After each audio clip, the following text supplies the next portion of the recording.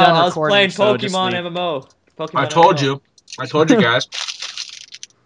Pokemon MMO. I told you that's what he was doing. Pokemon MMO.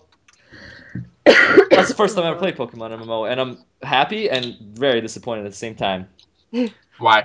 And the reason why I'm just... I'll podcast, man. We're doing a podcast, aren't we? I hit the record button, buddy. This is... Yeah, shit. man. Oh, my Yeah, gosh. man. We started with. I told you we're gonna start without you. You live... You caught me off guard, man. We live dangerously out here. This is the Wild West. All right, partner. Yeah. All right, partner.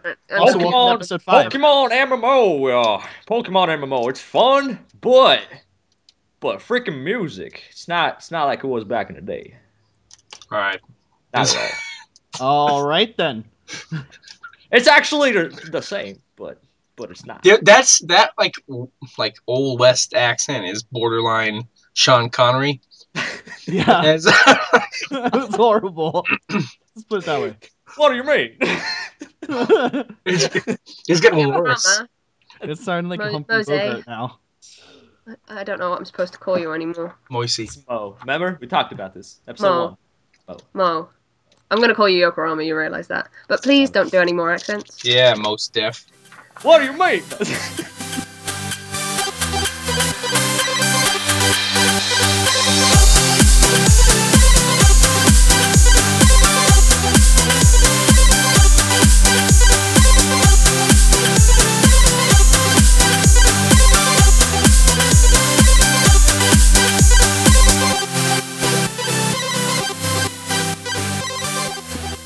Oh my god. It's almost as bad as when I do accents. Should I do Almost. Sylvester Stallone again? Remember that one episode?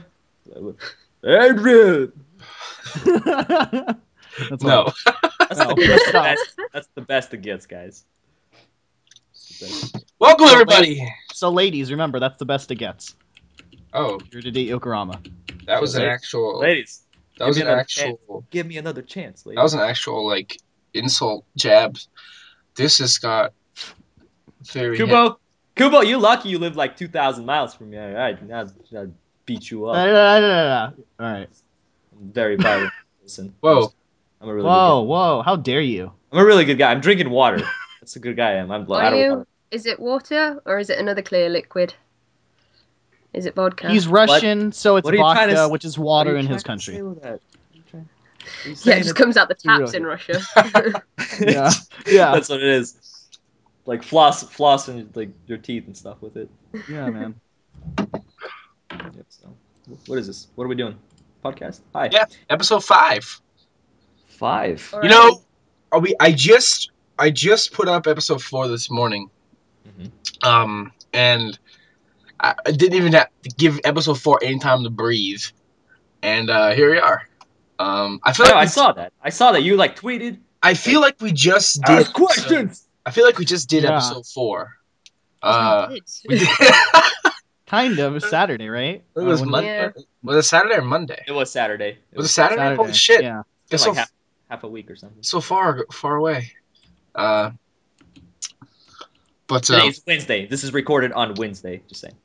For people that are wondering, because it's probably not going to go up on Wednesday. It's I probably not think going we're to all go up. pumped up though because of awesome stuff that we have Our on the podcast redesign. now. Redesign Yes! and a theme song. yes, We're a real podcast now. And now we're like legit or something. This is crazy. Insert ad here. Even though, yeah, you want to sponsor us, McDonald's. Come on, Mickey D's. We're sponsored by Colgate Ba-da. toothpaste. Ba-da-ba-ba. I'm loving permadeath. That's the news. Fuck it. But Just offer code permadeath at checkout and get 25% off any Big Mac. yeah. Fuck Any that. Big Mac. Is there more than one Big Mac? Is there like No. Big Mac? No. No. I thought maybe I missed something. No. I don't really eat there much No. since I'm healthy. No. All I eat. It's like a No. soundboard run. It's Oh, exactly wait. the same. It's like you're just hitting Yeah. a. It's just- I just glitched out for a bit. Sorry, guys. I lagged. No, but I know I tweeted it on the permadeath page and on mine. But thank you to BakaShift and to I believe his real name is Ben. I found that on his SoundCloud. I don't know if he wants his real name hidden, but it's on his SoundCloud, Ben. So, haha. No, Either way. Ionic Sounds is his music name. He gave us a theme song and an outro. And it's freaking awesome. Did not have to do. So thank you very much for taking the time out to do that. We really appreciate it. Well, I do. I don't know about Yokurama. Dude, I freaking love it, man. Come on, you guys think I'm a hater or something? Really? Yeah. You're Russian. That's how you think of me. Hey, Russians love everything. Uh-huh. Because they're drunk. But anyway, before we piss I'm just saying it because you guys were thinking it, right? the whole Russian community of permadeath thinks that Ryan hates Russians. Wait, do we think we have a? You think we have a Russian community? Yeah, I think 99% of our viewer base is Russian. Yeah. I did a demo. Definitely. I did a poll the other day, and we only got like 2 votes, one from Yokurama and one from another guy, but it's got 99%. They're both Russian, so yeah, it's crazy. But so what have you guys been up to in the short amount of time since the last time we've all talked? I got my Titanfall beta key. That's so right. I've been You playing actually with you. to it. Yes. But yeah. I didn't. Oh. Really? Oh. Did you opt in? What do you mean opt in? I signed up for it. Yeah, everyone should have gotten a key then, who's had signed up before a certain date. Oh. That's what Bill told me, right? Yeah, the way it worked was, well, they made it completely open to everybody on Xbox One. Not sure why, but they did. And then they said they might do it for PC, but instead of opening it up to everybody, I read a tweet from Respawn, the people who made the game, or was it EA? I don't fucking remember. They were like, oh, if you registered before like the 14th or whatever for a key, go to your Origin client and the game should be there in your games. You just I mean, you have 3 hours. So you have to go to the Origin. You don't have to you don't get an email. You just... Yeah. I think if you sign up for the 14th, if you didn't get a key prior to that announcement, it's just in your game list, I think. And Yeah, I signed up a day before Saturday. That was shit. Well, you got 3 hours, buddy. 3 hours, 2 hours is gonna be in here. Shit, man. Just Guess play he's it not like playing you on did- Titanfall then. It's not like I wanted to play that game anyway. That game sucks. You played Red Shirt during last filming. Just play Titanfall during this filming. Yeah. Or recording. Yokurama. What's stopping you? Was you? such a tsundere there. It's not like I wanted No, to play it. it kind of was. Kind of. Just freaking Titans falling. So very quickly, I don't want to talk about it too long again, but just to get it out of the way, Ryan, do you like Titanfall? You did not hype it up. I mean, that's the short version. I really like it. You didn't hype it up. I think all your points from last episode were on point, and I already pre-ordered it. Oh, nice. So use that digital code that my friend gave me, so it came out to $43, and is it it's still gonna be worth it? Is it still $43 there? Yeah. Oh. Yeah. Well, maybe I'll do that too. Yeah. So $17 off on a fucking new game. That's Oh. That's hot. That's hot. But I shouldn't get it though because I have the game. But I'm just going to be the voice of reason for you. You have games to play already. You don't need this one. But it's beat all your games. But it's multiplayer though, and I kind of duck and weave out of multiplayer games as I play other ones.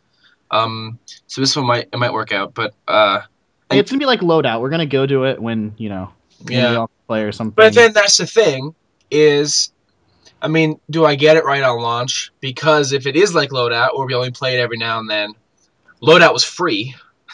Titanfall is not free. That's a big difference. But at the same time, though, I do like Titanfall, though, so I don't know. But I have other games I kind of want to buy, though, as well. And Diablo comes out 2 weeks later, so... Yeah. That's priority. I think at this point, I'm never going to play Titanfall. Screw that game. You're just taking a stand against Titanfall? You heard it here first, alright? I didn't have a chance to play the beta. I kind of wanted to. You still have time. You're just choosing not to. No, well, I don't even have Origin installed at this point. I'd have to go through the bullshit of installing. It's like a 20 megabyte file. Dude, I probably don't remember my login because I never use Origin. I don't know my login for that. And then he has 12 gigabytes to download of Titanfall, which I have pretty decent internet. It takes me like 20 minutes to download that. Yeah, it'll probably be the same for me. Man, you Americans with your internet. 20 minutes? I can't even download that fast. Dude, it takes less than 1 second to download a song for me. So. Yeah. Oh my god.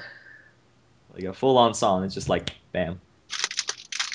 Well, aren't you, Mr. fucking NASA? Hey, I got my own place now. I deserve good internet. Okay. Is the internet routing it out of the ass of a cow? 2 cows. It's a network.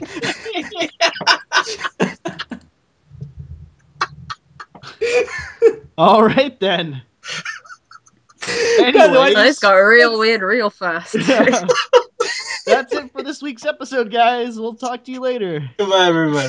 Don't forget Goodbye, to... Cue outro. Anyway, What's everyone else been doing? yeah. Sometimes it gets slow, so I have to go out there, like get a stick, like poke. Fraud them. Russians, man. Well, I know what Ebbie and I have been doing. I think we should save that until Yokurama's talked about Yeah. whatever he needs to talk about. All right, I have a couple things I want to talk about.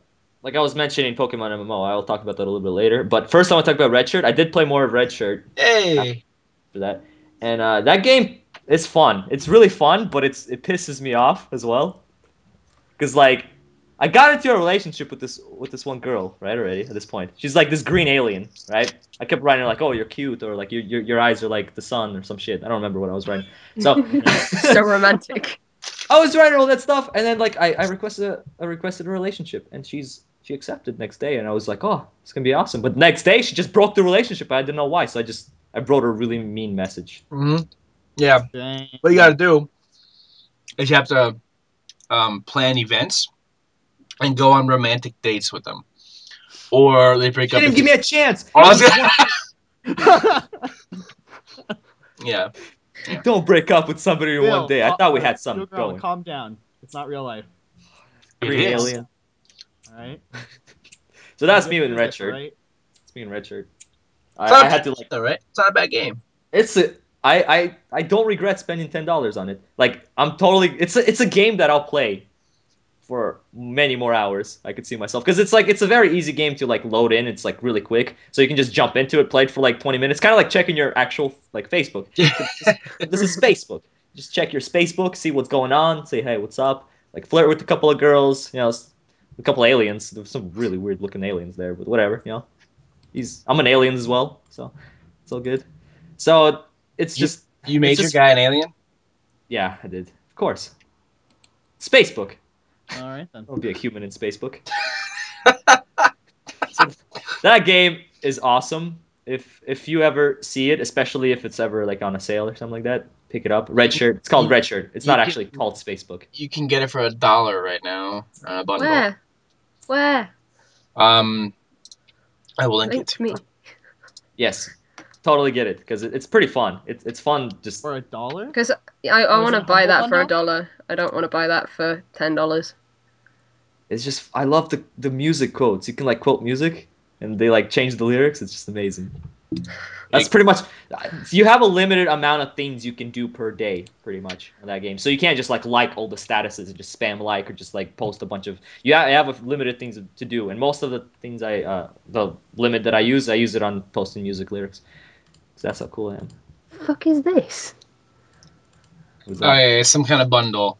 But for a minimum of $1, you get those 7 games there, including Red Shirt. So it's like Humble Bundle, pretty Yeah, much. it's one of those. Which has There's- Guacamelee, by the way. Did you know that? There's a Yes. game called Panda PI. You get Guns What of Icarus. Is it a game? What the fuck? Hold Yeah, on. there's a lot of different bundle type of things now. There's like bundle stars and all that stuff. Alright. Most of the games suck. Humble Bundle is the only one really worth looking at. Yeah, every especially- now and then there's like a gem that shows up in another bundle. I just don't check enough to Yeah. find it. Maybe if I- Speaking of bundles, I mean, Humble Indie Bundle 11 just came out, and included in the Humble Indie Bundle 11 is my arch nemesis, Guacamelee. Do you think they just did that to appease the people who were pissed off last time? But Please give us your game. people hated the Indie Bundle 10, because like these games weren't in it. I think they read every comment I was complaining about Indie Bundle 10 and just put all those games in this one. Well, there's good games like makes Dust sense. and Elysian Tale and Gianna Sisters. Those are pretty fun I games. know this is a good bundle. Anti-Chamber is awesome. I haven't played Monaco because it's primarily co-op. Well, I mean, you can play single player, but it's not very fun unless you do it co-op. But I hear the Swapper is really good, and I already owned Guacamelee and Dust, but I bought it anyway. Yeah, thank you, Bill. He gifted me Guacamole because he held Yep. it already. So. Yep. I figured, you know what? You said you wanted to buy it one day, and I'm like, well, I got it. I haven't had a chance to play it yet. I wanted to play it before we record podcast, but it kind of happened too fast. That's okay.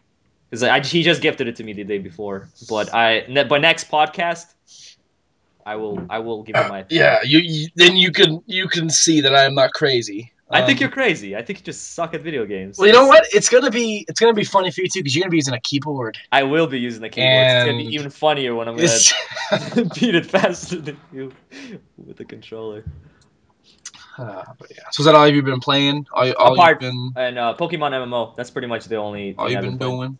I just started. I'm playing with somebody as well, so it's kind of fun. We're like trading and just kind of like searching, trying to get all the Pokedex and everything. It's really cool. Even that's the thing. That's cool. Even if I mean, like, I'm sure, but there's been a few of those like emulated Pokemon MMOs like throughout the years. And like they haven't always been like the best, but like, and that goes for without saying for any free MMO, but like you can go into any MMO, whether it's shitty or not, and if you're at least playing with somebody you know, it makes it so much better. Even for the good MMOs, if you're playing with friends, it makes them. Oh yeah, it's so fun hearing fun. the other person rage. Like they're looking for a Pokemon, but they keep running into Mankeys, and she's just like, "Mankey, fuck these Mankeys!" Like that's great. Like you only get to experience that in an MMO. You can't really experience that, playing around one Game Boy or something. It's not like that. But yeah, Pokemon MMO. This is probably the biggest Pokemon MMO, right? I'm not sure. I never really looked into it. I just know that there was some before, but I never had the urge to play it at all until just randomly, like 3 hours ago. I'm like, you know what? Let's do it. Yeah. And the only thing, like I said, the music. It's the same songs, but they're like played in a really weird way. They're like using weird instruments to play the Pokemon songs. It's probably like MIDI versions of it. So they don't get like sued or something. Yeah, that's probably it. But still, like every time I get into a battle, I'm just like, oh, this song sucks. Like I can't. It's ruining my experience. If I wasn't actually playing with somebody, if I was just playing it by myself and just wanted to see random people walk around, I wouldn't be playing this game. I'd just go play the original. But just because I'm playing with somebody, it makes it so fun compared to. Now, what's it based off of? Is it based off of Red and Blue? I think you can pretty much put in a ROM. You put in like a Game Boy Advance ROM or something like that. So I think if you put in like a hard gold, I mean just gold or silver, you'll be able to play like the silver, get like silver stuff. It's kind of set up like that in a way. So I put in the Fire Red ROM in there, so I'm playing kind of that. So it's kind of fun. And there's a lot of stuff you can add to it, because you can go right into the folder and you can add things. You can add it so that your Pokemon can follow you. You can add that you can like run, because right in Fire Red you can't run, you just kind of walk. Yeah.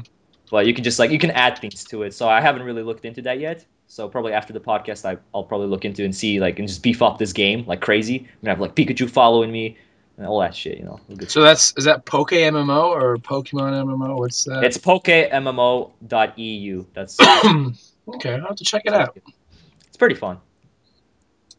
That's pretty much all. That's all I've been playing in the past 4 days, or whatever, how long it's been. Have you heard of Pixelmon, by the way? No. What's Pixelmon? It's a Pokemon mod for Minecraft. And it looks pretty good. The models and stuff look really, really good. But I tried playing on it, and I just imagine it's a lot more fun playing on a server than playing single player, because you could set up gyms and have battles and stuff. Actually, really cool. I have heard of Pixelmon, and I had it installed at one point, but I remember making a bunch of Pokeballs and then running into a couple of Pokemon, and then just never went back into it. Yeah, I guess you're right. It would be fun playing together than with one just by yourself. Oh man, we should do that. That's the thing we should do. Yeah. Yeah. We're just doing Pokemon. Just Pokemon all day. Pokemon MMO, Pixelmon. They probably made it much better actually now since last time I played. I played it back when they just released that mod. Did you actually catch Pokemon in it? I didn't actually catch Pokemon. I did. You could probably, but I didn't. Let me find a link So for you it. did I couldn't everything figure it except out. catching Oh, Pokemon? Okay. No, I I couldn't can't- figure out. I couldn't figure out how to. I threw the Pokeball. It just fell on the ground. Nothing happened. I'm like, damn it. I need to plug my I'm keyboard in. out. Hold on. It's bullshit. I think their website is broke. Are they still around? But yeah, when I click to their website, it doesn't load. Well, it's because we mentioned them and like people went on their site and crashed. Yeah, because this is totally live. This is so live. Yeah. Doing it live, guys. We're Yep. doing it live. So yeah, so you've been playing MMO, and what was the other game you mentioned? I forget. Right, sure. Come on. How can you Sure. forget it? That's it. So what I have been playing and what Ebbie has been playing Oh, here we go. is a game that I brought up on Twitter. So now this is, even I with hate you for it. Yeah. I kind of hate you for it. I hate myself for fucking buying it. Even with Redshirt, when I recommend these games, I want people to listen, because if I told you to buy the game Cook Serve Delicious, you might look at me like, Bill, I'm not a 10-year-old girl. I don't want to play a game where you cook food. But luckily for you, It's funny because that's not my reaction when I see you like recommend a game like that. Usually I'm just like, holy shit, that looks like a cool game. Oh my god. Well, yeah, but when you see the game, but like if I'm like, yeah, I'm gonna go play Cook Serve Delicious, like I just sound like a little like a doofus. Yeah. But this is what I've been playing over the last few days. And I tweeted it out, and Ebbie bought it almost immediately. I was just like, that looks like fun. That looks like a good way to kill an hour or two. And then I played on it for 8. Yeah, you blazed past like 2 different restaurateurs before I did one.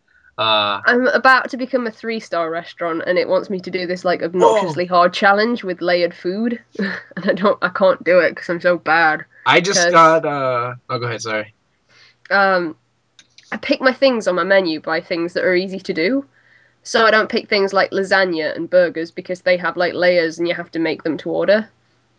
And I can't do them. And now that I haven't done them in my restaurant, I can't do the challenges with them. So I've kind of boned myself a bit. So I like doing the burgers. Well, let me explain to people listening what this game is before I tell you why I like doing the burgers. Cook Serve Delicious is a game where you are given a restaurant in this like business tower, and the restaurant is called Cook Serve Delicious, and you are a dinky ass no-star cafe that serves beer at 10 in the morning, and yeah, you have to work your way up to a 5-star restaurant. So the way you do that is you build your menu, you pick what foods you want on your active menu, and your pickings are kind of slim in the beginning because you're low on money. So you pick like soda, like corn dogs, burgers, and you start your work day, and customers come walking through. They order something. You have 4 order slabs on the left side of the screen, and there could be more than one order open at a time. So it is as hectic as I'm sure it is working in a real restaurant, and you have to pick the order and put the order together in an almost kind of rhythm game fashion. So, for example, somebody orders a burger, you pick the order, slap the meat down on the grill, wait for it to cook, take the grilled patty, and then there are buttons on the keyboard coordinated to each ingredient or topping for that burger. So you would slap down the lettuce, tomatoes, bacon, cheese, and then serve it, but you have to do it in a timely fashion, and you can't fuck up or nobody wants to eat your shitty food. And it all happens so fast, and you're getting orders in all the time, and rush hour comes, lunch and dinner, and there's like 5 people ordering at once, and you have like 3 burger orders open, you have a pizza order open, someone's trying to get beer, you fuck it up, you overfill the beer, you ruin your streak, but a goddamn rat comes into your fucking restaurant, and he fucking goes way too fast, and the health inspector doesn't fucking pass you, so then you can't get to a 2-star restaurant because game, it hurts. So it's like Diner Dash on crack, pretty much. Yeah, is what you're telling me. Is that like the app game, Diner Dash? Ebbie is Yeah. gone. The The fourth. shock of it all, just Cause she plays it. The Probably app passed out. She passed out right now. She yeah, she literally just she fainted. too much of She shock, fell out man. of her Too chair. shock. The sheer realization that she's back. Sorry. Okay. Did you wake up from your faint? Yeah. I just had a moment. I got lost. This is what happens when I download tiny games while I'm Skyping people. Oh wait, did you buy Red Shirt? Yeah, I did. Oh. Yeah. That's how it is. That's the second purchase during live of Red Shirt. Yes. I'm spreading this game. Kubo, go. Go buy Red Shirt, buddy. I already did, actually. It's already been downloaded for about 5 minutes. Oh wait. So, Bill, you sold that game. Why do you think I was so quiet? I was like trying to find where to redeem it on Steam. I muted my mic so I could. got the whole show to buy fucking Red Shirt. Unbelievable. But yeah, no. So the Cooks Are Delicious is really fun. It's strangely satisfying to slap together a massive burger order in like record time and to serve it to someone. And you just get in this awesome like groove, like you're in the zone, and you're just picking out orders and slapping the burger and just sending it on your way. And like I'm dancing in my chair because the song's really cool, and I'm like, yeah, for you. I'm saying shit out loud. Like, what the fuck's going on with my body? Like, I don't know. It's you just... do become like this machine of making fish or whatever. It's kind of insane, but I sort of got to the point where I was going a bit crazy from it because I'd been playing on it for so long.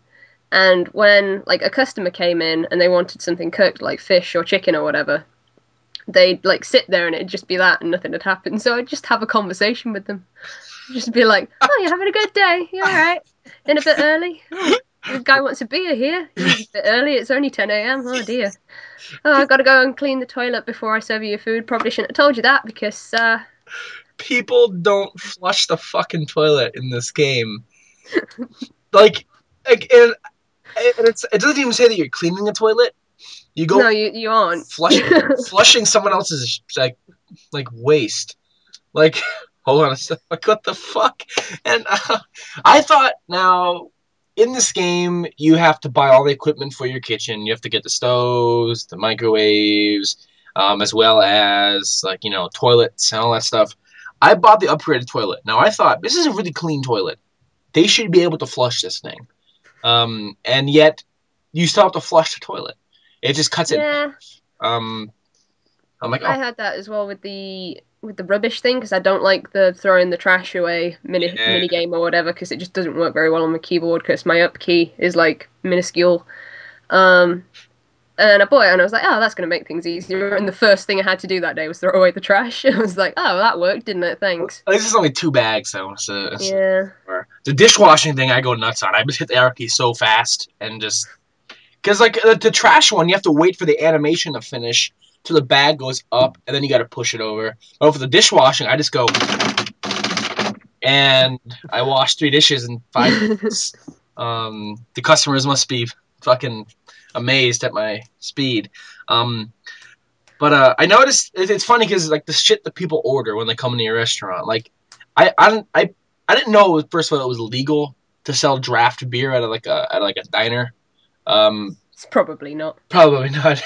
And people come in and they get draft beer at 10 in the morning as soon as like open the restaurant. And I think I figured out why that was. What?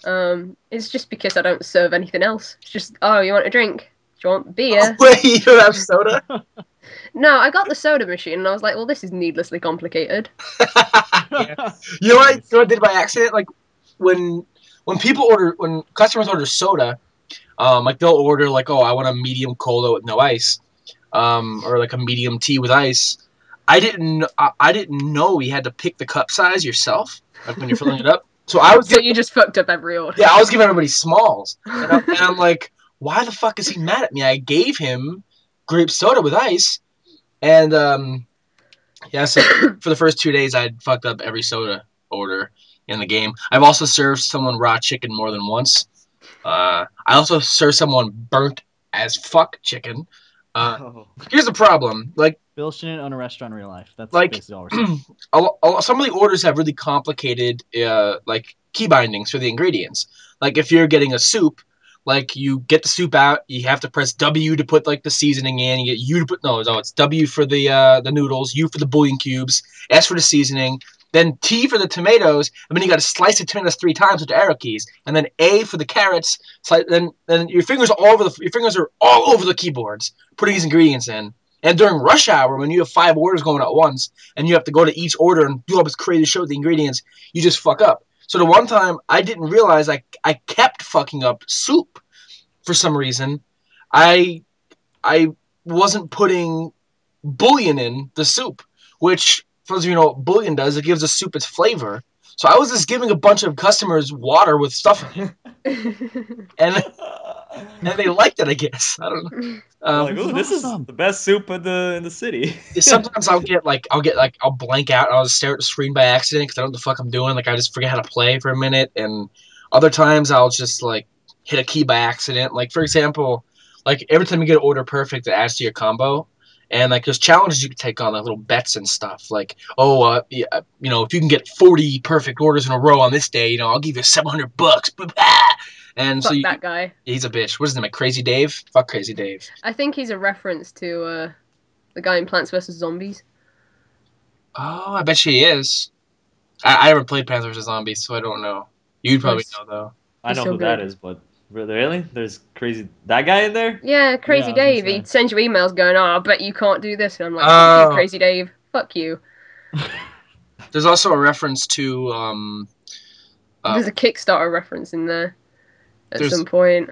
There's one for the editor for Giant Bomb who passed last year, Ryan Davis. Is that who I got the achievement for? Yeah, they did a...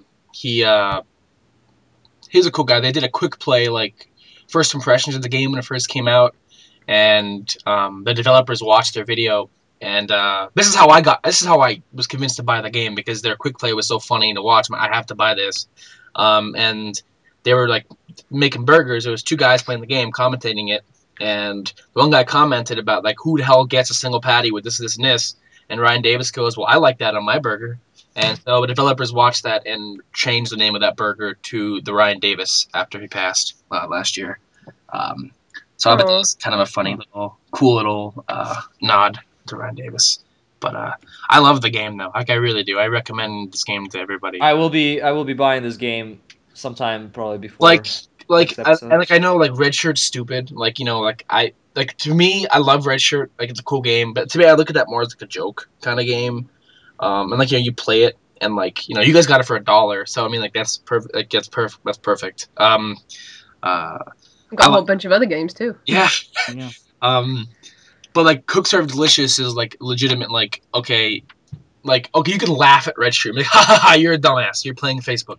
But Red Shirt's like not Red Shirt. Fucking Cook Serve Delicious is like legit fun, addictive game with fun mechanics that. Did you mention the thing about menu rot as well? So it changes that thing about it could be this like really repetitive thing where you're just doing the same thing over and over again, but you have to change up your menu unless you get staple foods like ice cream, salad, and beers and drinks and stuff like that are all staple foods that can stay on there forever. Yeah. But things like fish and chicken and burgers and pizza, you have to change up is it every 2 days? 2 days, yeah. So that keeps it sort of interesting, and you have to keep on your toes and stuff. Yeah, when you're playing, like it gets on your nerves because like I like to make that dish, but at the same time, like someone going into the game might be like, "Well, I'm just gonna get bored making burgers all day. What the hell? I'm not gonna pay $10 to make a burger." But yeah, the menu process is nice because like especially if you don't have a lot of money to really expand your menu, you have slim pickings, and you have to sometimes put stuff on that you don't like to make, that are challenging to make, and that's the reason you don't like to make them, because during rush hour, your fingers turn into knots. But it keeps it fresh and fun, having to change up your playstyle and what you like to make for your restaurant. Plus, it's just funny to see what combination your cafe ends up with, like fried chicken and some kind of Mexican fried, like sugary food. Doesn't mix. Also, can I say this? Fuck the salads. They're good as a staple item. For the staple items are like items in the menu that can stay there no matter what. Customers won't get sick of them. Menu rot is when the customers start getting sick of it. They don't want to eat that shit anymore. Take it off your menu for a few days.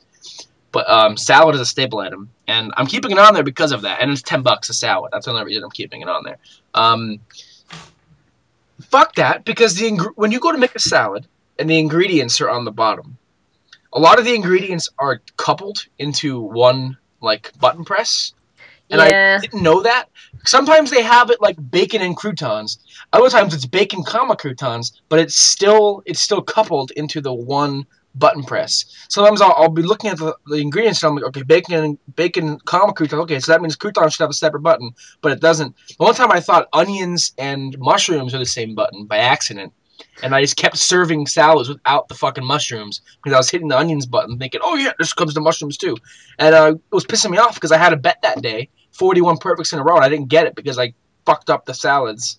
Yeah, the salads are like really easy when you get used to them, but I've just upgraded mine, so there's like another dressing instead of ranch, and it's confused the hell out of me. Yeah. But you learn, because I've had salads on the menu since the beginning, but you learn to sort of like pick those words out and just ignore them. So you ignore words like croutons and peppers and stuff like that. You just see like onions, bacon, and you press the keys for those.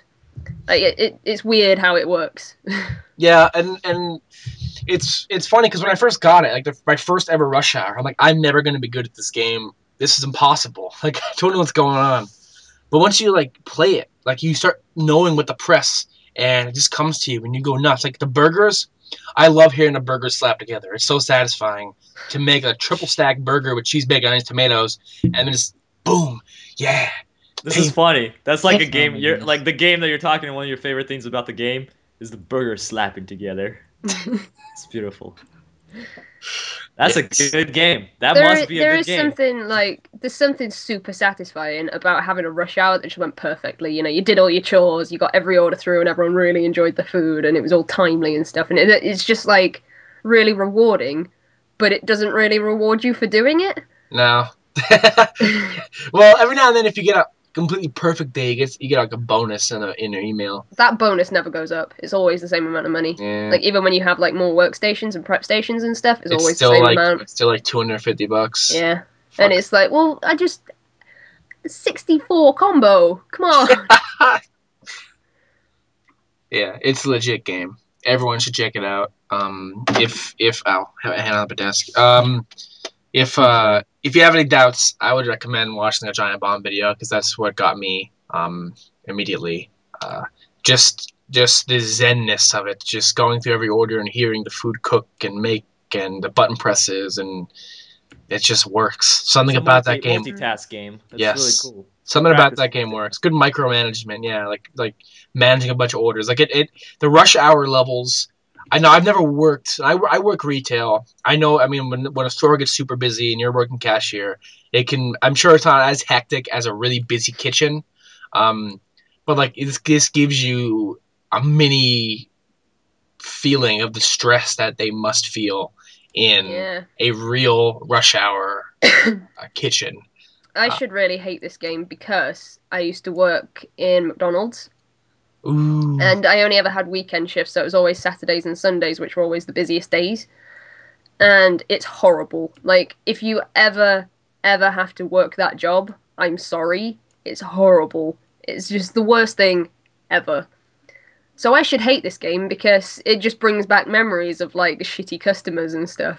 You know, the ones who are like, you didn't do a good enough job, you overfilled my beer by a little bit. But, who can complain also... Fuck that guy who comes in 2 minutes before closing time after I've had to work 11 hours without a break. Fuck that guy. Yep. It gives you the same feeling that I get when somebody walks into my store in real life 5 minutes before we close. You had all fucking day to come shopping. All fucking day. I doubt you just got off work at 9:57.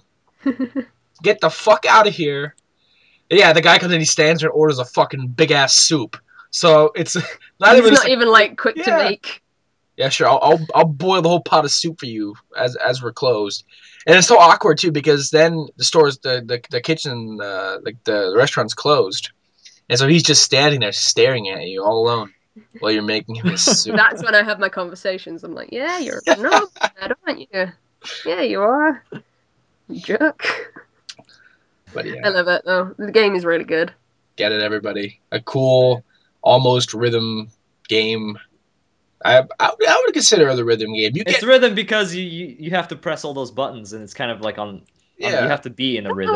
If you're not in a rhythm, you'll probably fail. You have to be like da-da-da.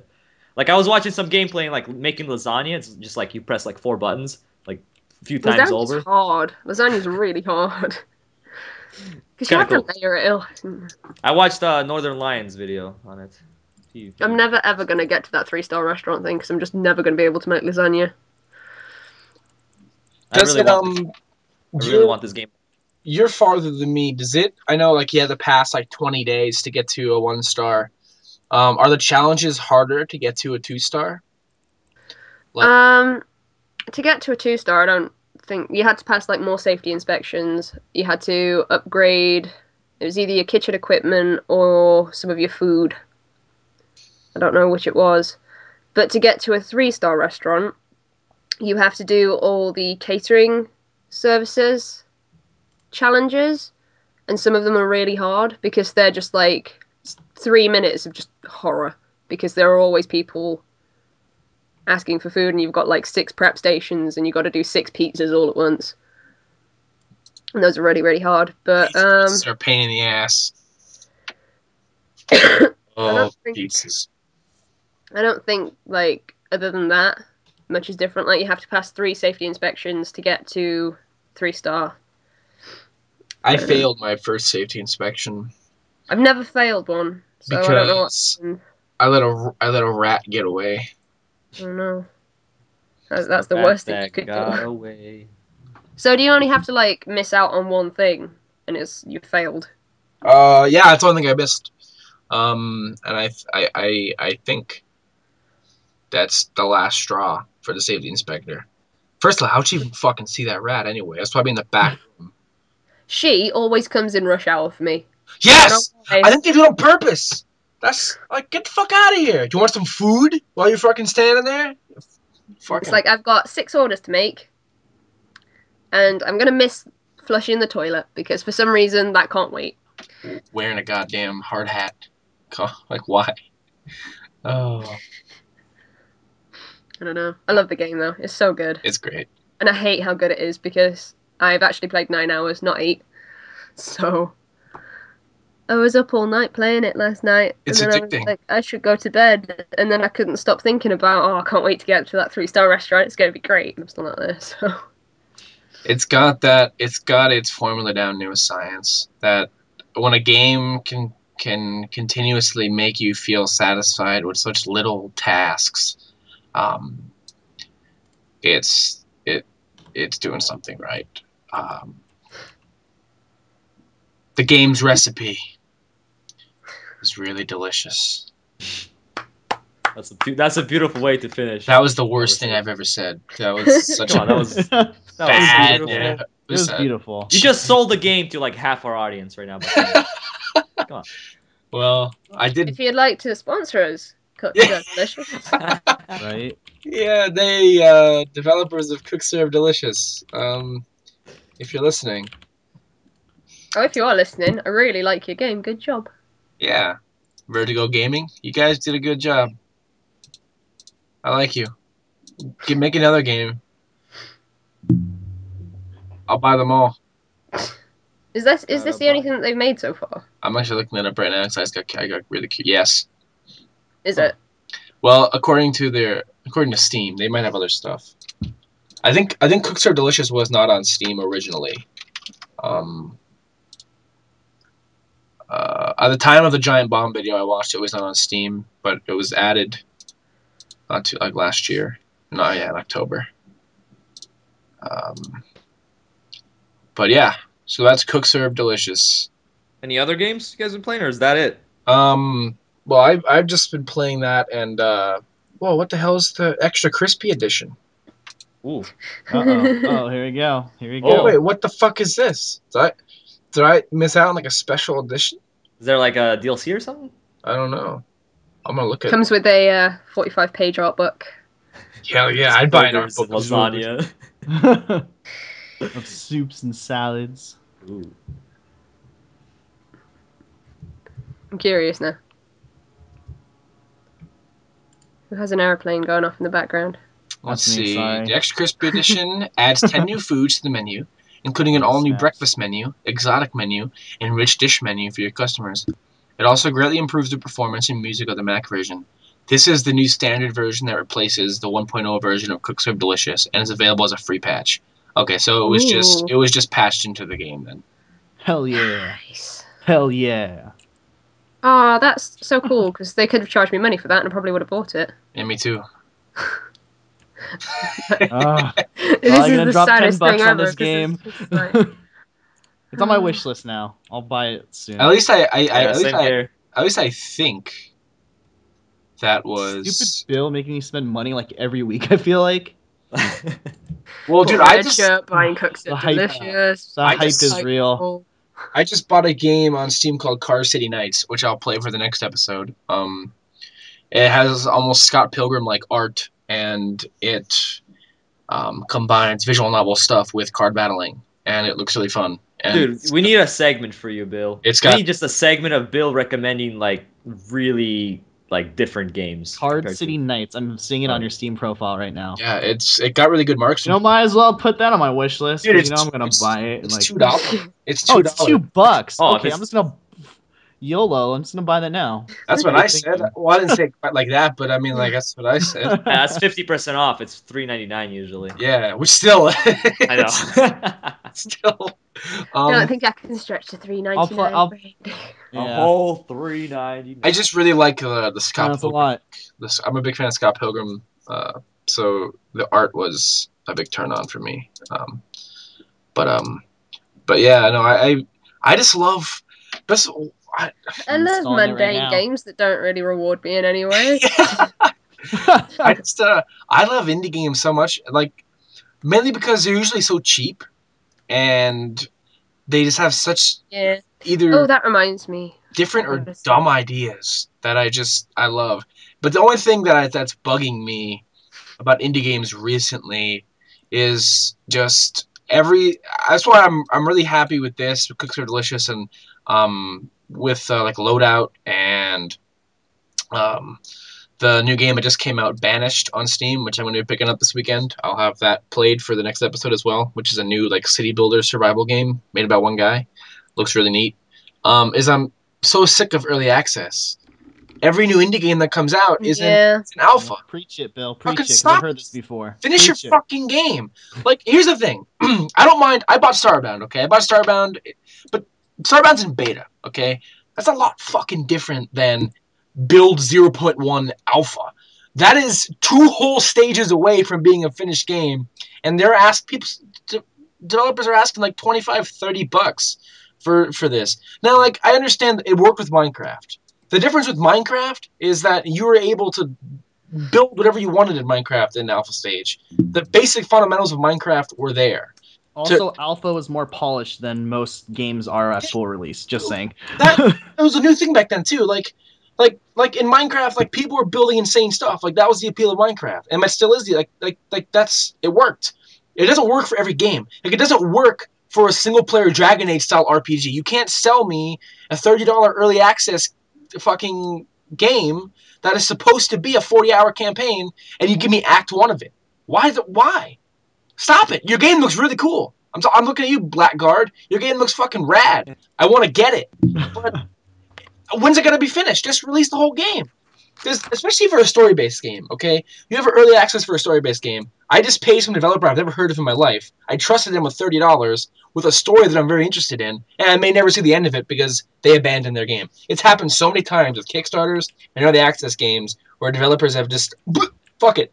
They get in over their head, they promise too much, or, you know, they just, internal problems, they go under, and they don't finish it. I really wish there was some kind of early access standard on Steam. That's every day there's a new early access game popping up on Steam, and it makes me mad because a lot of them are games I really want to check out. And like I understand, like, oh, you know, it appeals to some people being part of a development process, but I don't play games to be part of a development process. I play games to play a fucking game. Like Pixel Piracy, it looks awesome. I love roguelikes. I love roguelike lights. I love roguelike likes. Splunky, Binding of Isaac, Rogue Legacy. Pixel Piracy is a pirate one where you have a ship and a crew and you sail islands, but it's an alpha. What? Yeah. That game looks so cool, and I'm so tempted to just buy it because it seems okay feature-wise. Like, it seems like there's enough in there to warrant me getting it right now. But at the same time, like, who's to say that they just don't add any of the features that are supposed to be in the full game, ever? And I just paid them to go, instead they're using my money to go eat a hoagie instead of developing their game. Oh, it makes me so mad. Now, I bought Starbound because I trust them. They've made, a lot of those guys made Terraria a finished game. They have added tons of post-release support for Terraria. I totally trust them to finish Starbound. Yeah, I did also buy Starbound, and I usually don't buy early access games. I don't think I ever bought any other one apart from Minecraft. That Starbound's the only one I bought, and even in Minecraft's case, like back then, I mean, like, people didn't really. There wasn't early access wasn't really a thing back then. Like, it was just, here's Minecraft. Yeah, it was just on its own like website, and you're like, oh, Minecraft. I heard about Minecraft. I mean, Let's try That out. was one of the reasons that Minecraft was successful, I think, is because, you could be part of that process if you wanted to. It's just like every fucking game does it now, and it's stupid. And It's the new norm. The thing is like, and a lot of games don't work with that model, which is why it gets me so mad. Like, okay. Well, the problem is that money, in terms of stuff like this, speaks louder than words.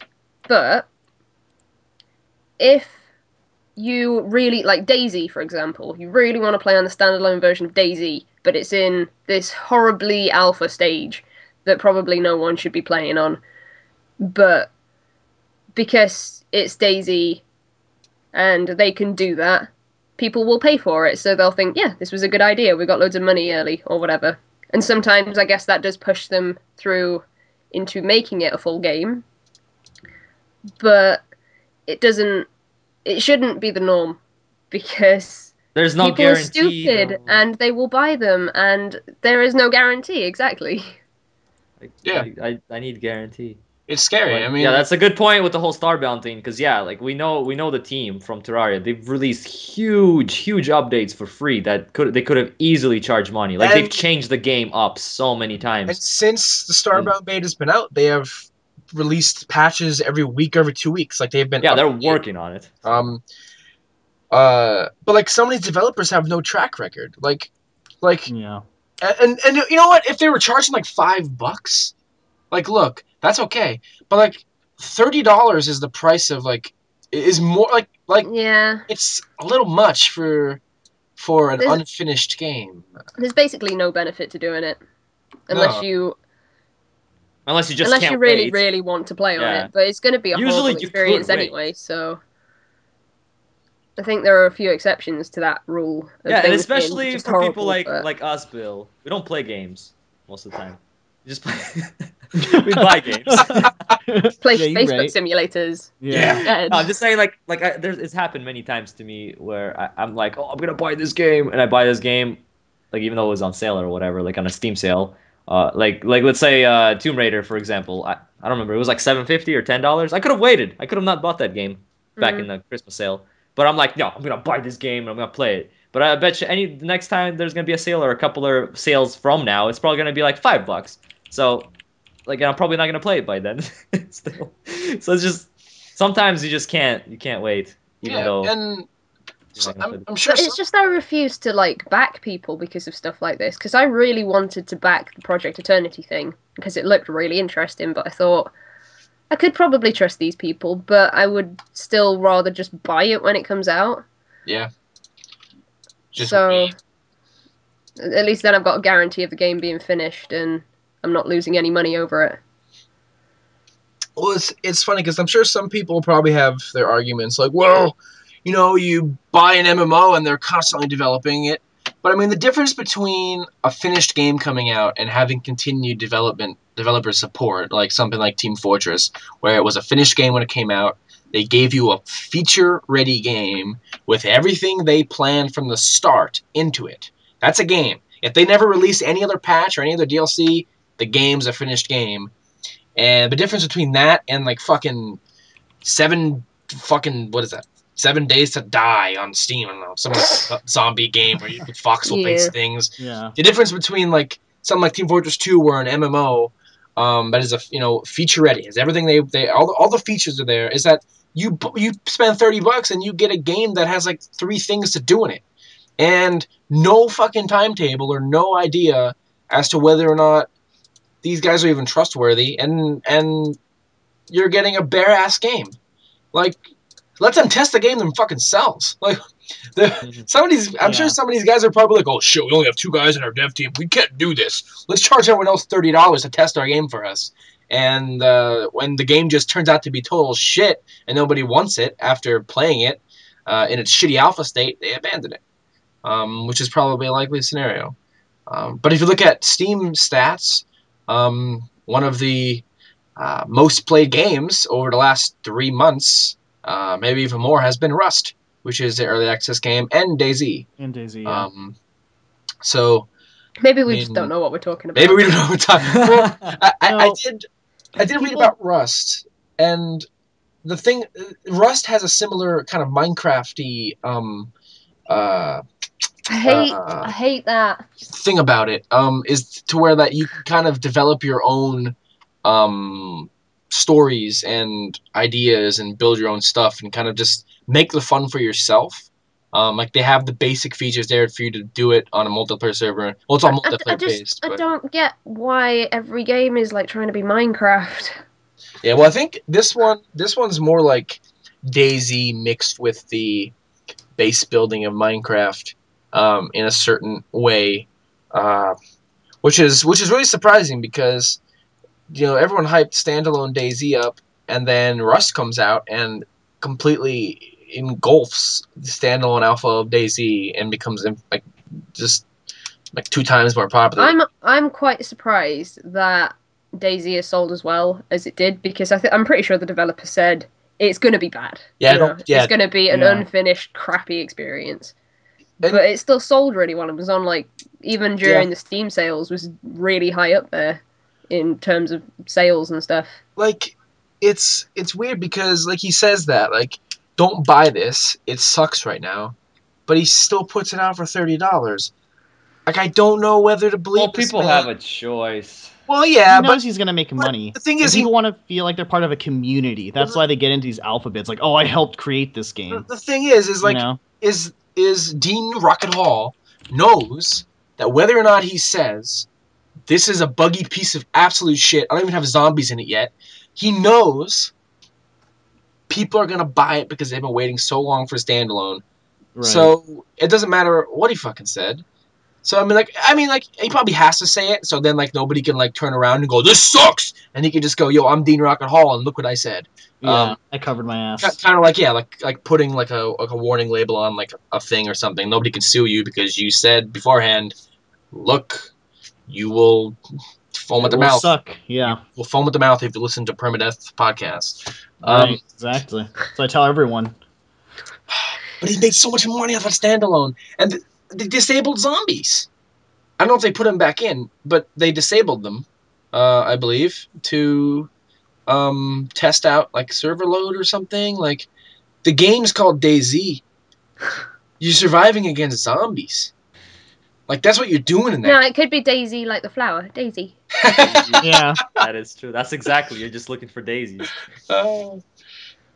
But I mean, it is alpha. And the thing is, I'm really excited. Now, that's another thing, though, is I do trust Dean Hall and his team to eventually finish that game. The thing is it's a long ways off because it's only in really early alpha stages. So I'll patiently wait for that. I'm confused about how that is still in alpha, really early alpha. I don't understand. Because I swear he's been developing that game for years now. It's been happening for a while. I mean, he had the mod, and then I can almost guarantee he probably began working on the standalone immediately after the huge success of the mod. There's no way he didn't have plans for that. And then, just been long ass time. I don't know what's going on over there. Like, as far as I know, the current alpha of the standalone has less things to do in it than the mod had, which is just odd. Why isn't everything that was in the mod feature-wise in the standalone if they already kind of existed? It's running off of a modified version of the Arma engine, so it's not like it's... Hey, so it's not a new engine or anything like that. I didn't develop this out my butthole. I didn't make this all by myself. Like, I'm sure they made some heavy tweaks to it, and because the Arma 2 engine was kind of older. But still, like, I want to see the finished product because all the features he has listed for the finished one sound awesome. Like, being able to build your own stuff. Like, I think it would be nice to be able to actually interact with the world instead of just run around, pick up pants, and just get shot by some ass.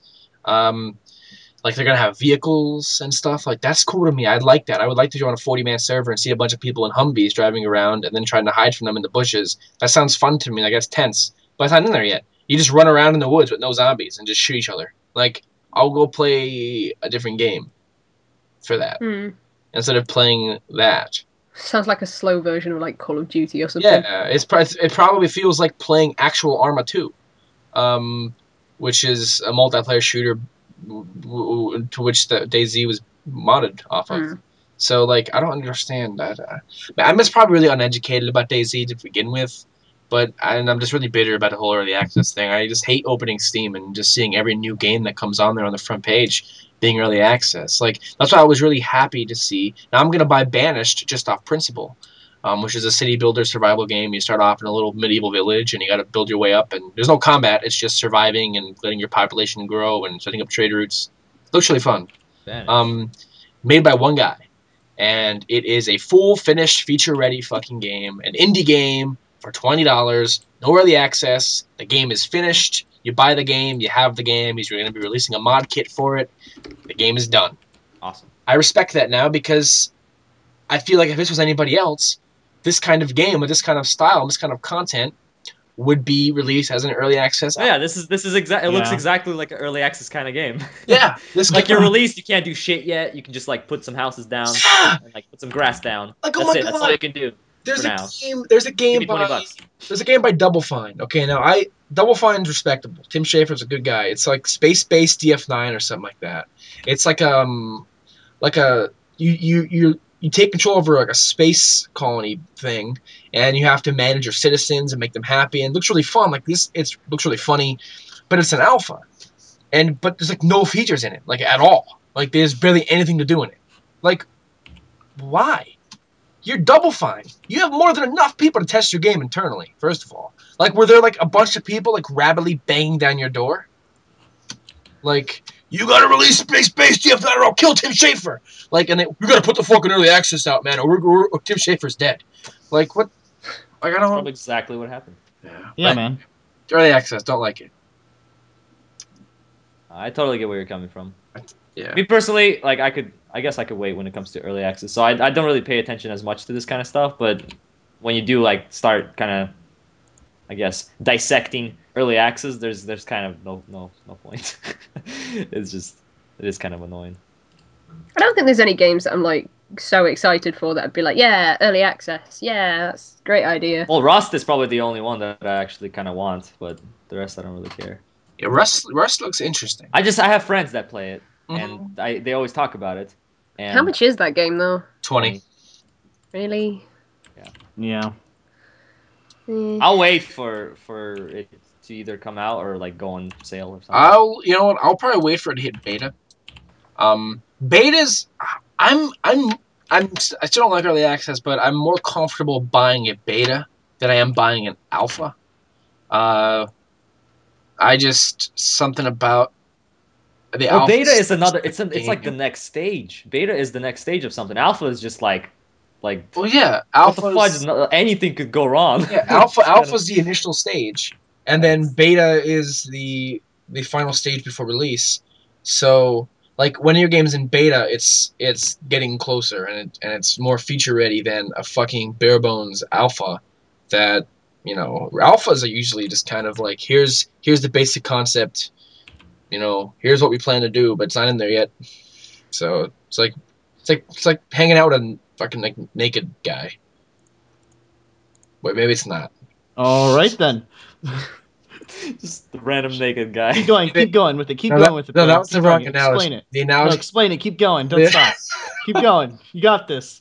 Kubo really wants to hear about the naked man. Yeah, I just want to know about your logic, man. I don't understand it. No. I want to understand you, where you're going with this.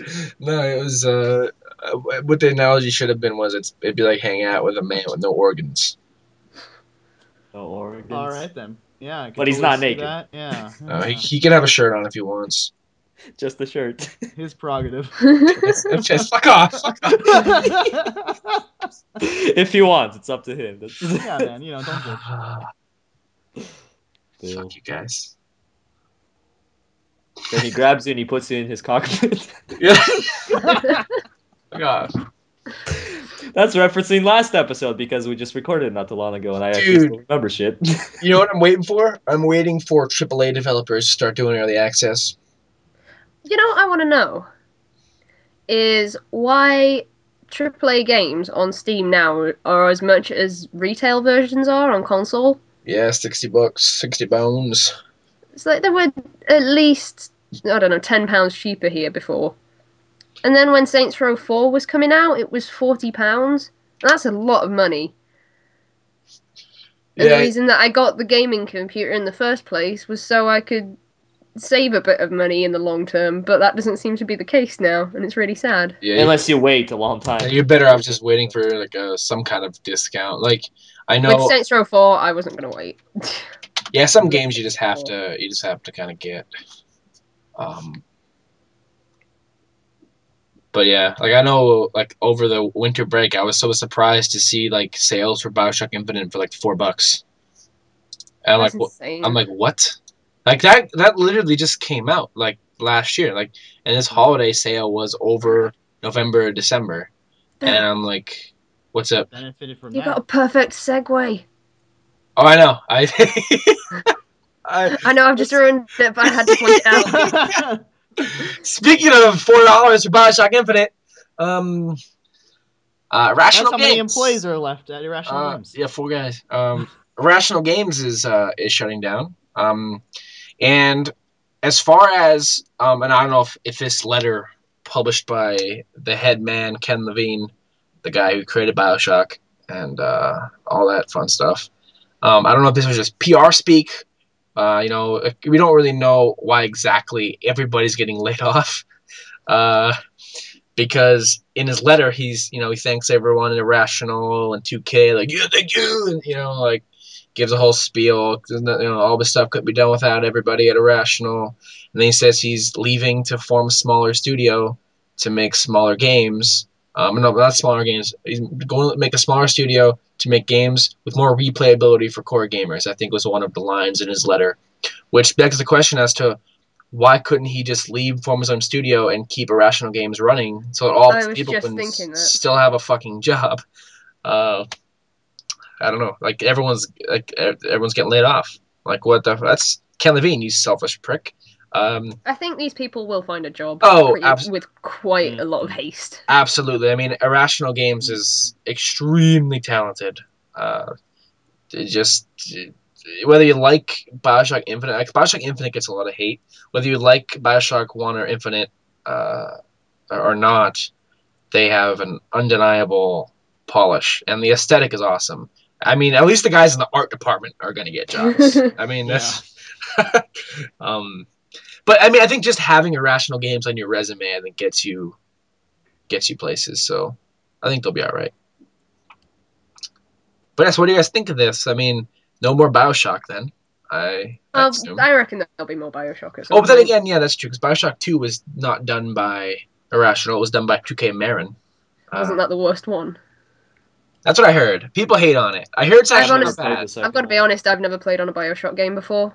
Longer than like 5 or 10 minutes. I remember when the first BioShock trailer came out. I was like 12 years old.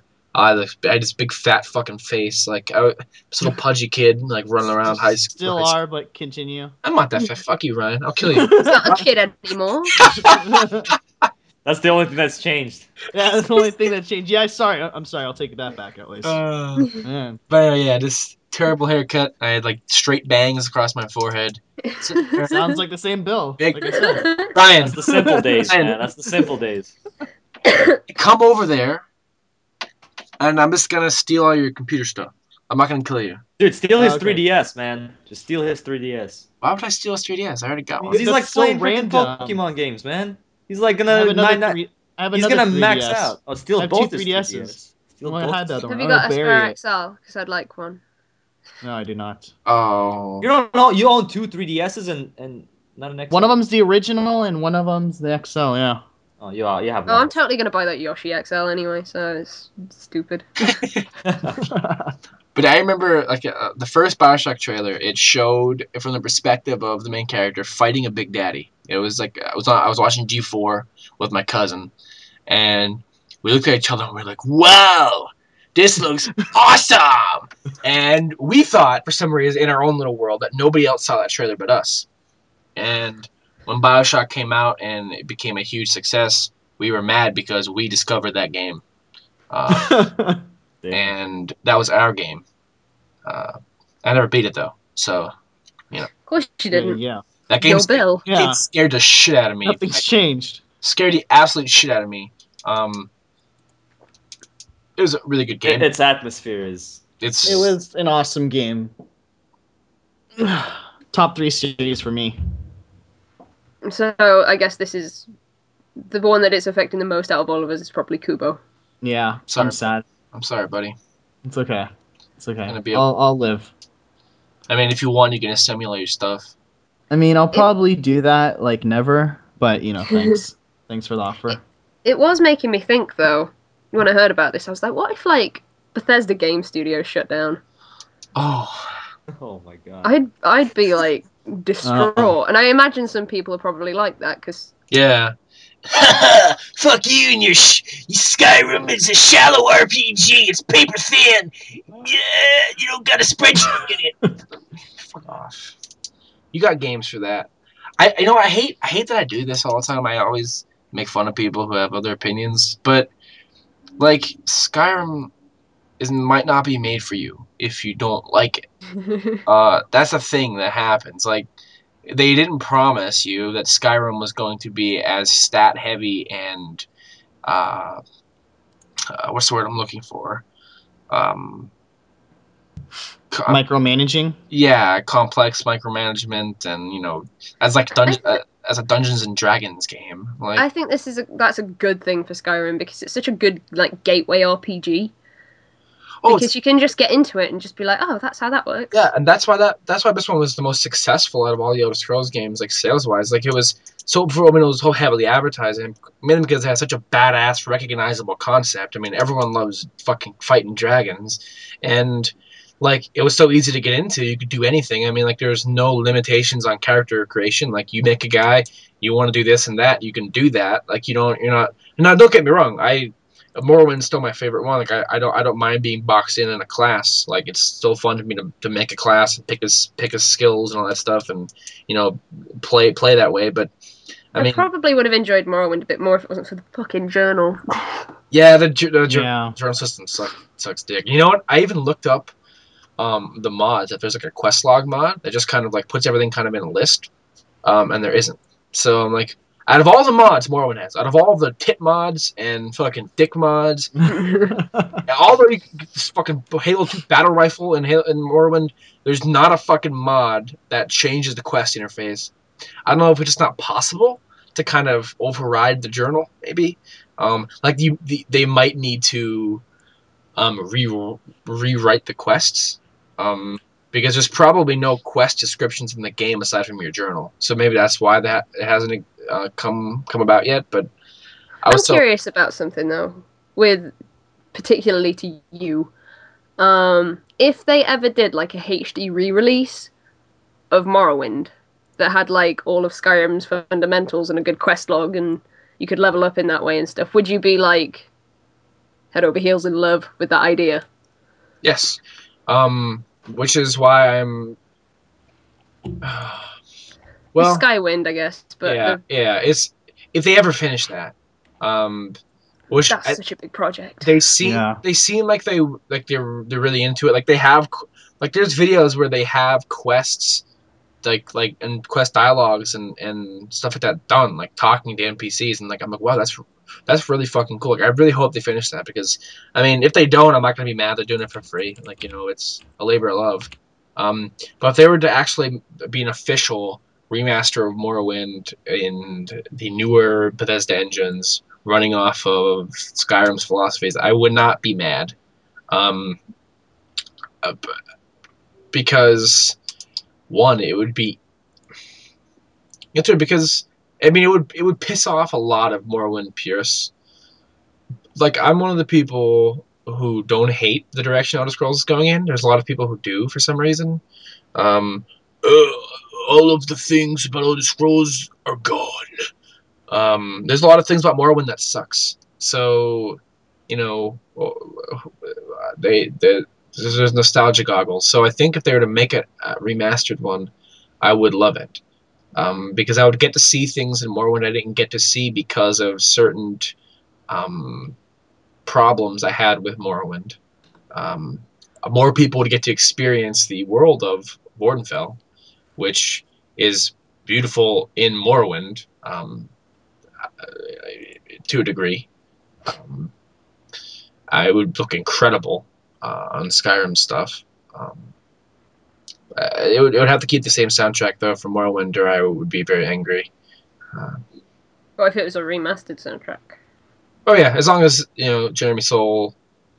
Of course, it'd be Jeremy Soule. Yeah. I don't think that we'll make an Elder Scrolls Online does not have Jeremy Soule. That's why it sucks. Which explains a lot of the. I mean, like, if you had, I mean, they still have the Elder Scrolls theme that plays eventually when it kicks in like the main menu, but it takes a while and it sounds like 3 minutes in you get the familiar melody. Like this sucks. But like Jeremy Soule did the music for Guild Wars 2, which all sounded like Oblivion music. I don't know if he just recycled tracks. There's a song in Guild Wars 2 on the loading screen that's also in Guild Wars 1, I believe, that is definitely a wilderness exploration song from Oblivion. No, it's not, because it's copyrighted. It's probably copyrighted. There's probably a note that's different in there that you probably won't notice. Well, he did the music for Guild Wars 1 and Guild Wars 2. And he did the music for World of Warcraft Mists of Pandaria, which has an amazing soundtrack. Probably the best part of the expansion. Yeah. What about the pandas? Oh yeah, I forgot about the pandas. That's right, you love pandas. Did you just remember? Yeah, the Skype icon, you know, I don't know. It's right there in your face, I don't know. For those who can't see, my Skype icon is a picture of Panda from Shirokuma Cafe saying, "It'll be fine, I'm wearing a tie." So, you're now filled in. Boom. There you go. What were we talking about again? Oh, the Morrowind HT. Yeah, I'd like it. I wouldn't be mad.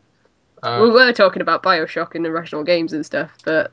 Oh, that's right. Then I derailed the conversation, sorry. If Bethesda closed down, no, that's fine. If Bethesda closed down, yeah, that would suck, because then people would... I'd be heartbroken, because it meant it would mean I can't play on any more of Todd Howard's games, and I really, really like Todd Howard and his philosophy of making games and stuff. Like, if you ever have time, go and watch his keynotes, his DICE keynotes on Skyrim and Fallout, because they're just so good. Like, his philosophy of making games is just so good. There you go. Todd Howard ran out of the way. I've had my moment. I like Todd Howard. He's a goofy looking man. I've got a friend who looks exactly like him. Maybe it's but he has like maybe it is him, yeah. But he has like shorter hair, more of a mohawk sort of thing, and loads of tattoos and stuff, and he's got like plugs in his ears and stuff. And his name's Todd as well, and it's really weird. Wow. That's what Todd Howard looks like on the weekends. Yeah. I'll have to show you a picture of him somehow, because I'm sure you care. Yeah, that was my moment. So Irrational Games. Rational Games! I think, honestly, they're not going to stop making Bioshock. These people will get jobs, whether it's, you know, they're already getting jobs right now, or whether it's in a couple of months or whatever, but they are going to have work. Yeah, they'll be good. And it seems like the studio, well, Irrational Games on a whole, is like really trying to support them and set them off in a good direction and whatever. So I don't see that this is a negative thing particularly, unless they totally tarnish all of BioShock, and it's just shit from now on. Whoever is handling it now. Yeah, because they'll make another one. They'll make BioShock Infinite 2, and it'll be by some other developer. And it won't be as bad as everyone says it is, but because Ken Levine wasn't there to make it, it sucks! It's gonna suck, yep. Oh yeah, there's gonna be an explosion in the fan base. That's what's gonna happen. People are gonna go crazy, go nuts. But yeah, Irrational Games. Sad. Well, I mean, it's sad. I would be sadder about other things, but this is not good news. But it sucks. It seems pretty out of the blue. I mean, especially considering how successful Infinite was. Like, it's not like, oh, we're closing down because our last game sucked. Maybe they just wanted to go out on a high note. Yeah, that's true. Because people seem to like Infinite quite a lot. I haven't played it, so I don't know. I can't imagine the hype for their next game coming out of Irrational. See, now the hype coming from Ken Levine is going to be high as well. Because he left to go, form another studio. So whatever game he makes next, that he claims is going to have tons of replayability for core gamers, which I hate that fucking term. People are going to be hyping that up. I think it'll be interesting. I imagine it'll be something similar to the Peter Molyneux thing, because didn't he leave? Yeah, I left Bullfrog. And then what game did he do? Goddess or Godus? Something like It was that. on Kickstarter. Fucking, of all people to make a Kickstarter, it was Peter Molyneux. Hey man, he needed money, okay? Guys are loaded. That guy is fucking loaded. He wanted to build a community around his game, man. And I don't think that game ever actually got finished, or like, Awesome. or in a totally playable state. Anyway, I heard bad things about Godus. Well, hopefully there'll be good things that come out of this rather than just Kickstarters and. Here's why: because it's still in early access. Is it? Oh. Oh my Of course goodness. it is. Of course it is. Of course. Come on! No, what the fuck? And here we go, full circle. Fucking god! Yeah, we went from early access to Irrational to Peter Molyneux back to early access, thanks to Peter fucking Molyneux. You know why this game's probably still in early access? Because that fucking bastard probably promised the world with this fucking game. Like, I know, don't get me wrong. I love Fable 1 very, very much. Love that game. Love Fable 1. I like Fable 2. I didn't play Fable 3. I could never get really into the Fable games for some reason. I only got into that first one. I was kind of disappointed with Fable 2, but the problem with Peter Molyneux is, I mean, it's been beat to death already, this topic, but he's talked up his game so much. Whenever he announces like a new Fable game, like, oh, it's the fucking gonna be the best RPG you've ever played, and it comes out and everything he said was gonna be in it isn't in it. Like, so I have a feeling when he pitched Godus or Goddess, I don't know how to pronounce this, because if it's Goddess, I just have to play on words, like with like the female guy, or is it fucking Jodis? I don't fuck, whatever. Jodis? I don't know. Godus. It's probably Godus. Yeah.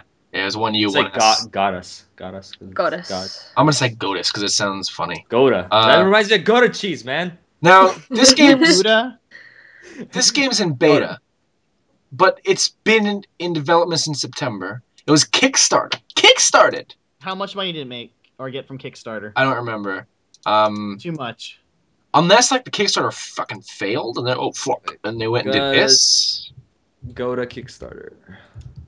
Do you type in Gouda? I did. It's Godus. I know. Oh. Is it like 22 cans? Yeah, it's in pounds. Is it supposed to be in pounds? It passed it almost by 100 pounds, but like almost like more than half. 100,000. It's 526,563 pounds of the $450,000 goal, which is a lot of money. But I've seen other projects get more. Yeah. They unlocked the Linux version, but not the Ouya version. Ouya. Oh dear. This is to run on Ouya, even though it's not the most visually demanding game. I'm looking at screenshots. How is this gonna run on the fucking Ouya? No, there's a quote from Notch on there. What does he say? Don't support this Kickstarter. No, he says Godus is the type of game I want to see from 22 cans. Money spent mode engaged. Well, it's easy for fucking Nosh to say. Like Notch is just. Oh yeah, he's He probably donated like $20,000. like, here, just do it. I mean, like I like Notch, but come on, man. Any quote about him spending money doesn't like make you feel any better about the game. Like It's just because he's made of money. Yeah, He literally has enough money to not do anything for the rest of his life. Like it's the best game. And that quote was probably put on the Kickstarter before the game was even out. So he probably read Peter Molyneux's bullet points, like, wow, this sounds like the best fucking God game ever. And then Notch is like, fuck it, $20,000. And then it does like me buying a cheeseburger. I wish I had Notch's money. I would just. Are you bringing it back to Cook Delicious? Yeah, he's bringing it back to the beginning of the podcast. This is the Full Circle podcast. I'm trying to see what other games this Video Gaming has on their store.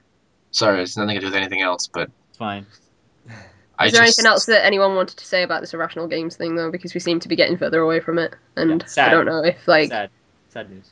Because Kubo was the one who wanted to bring it up, and he didn't really say all that much. Bill said all that needed to be said. What did I say? Everything, literally everything. Sorry. It's okay. It's fine. No, it's not fine. Bill, you talk too much. I'm a terrible. Love to talk. Oh, I'm a terrible person. Fuck up, Bill.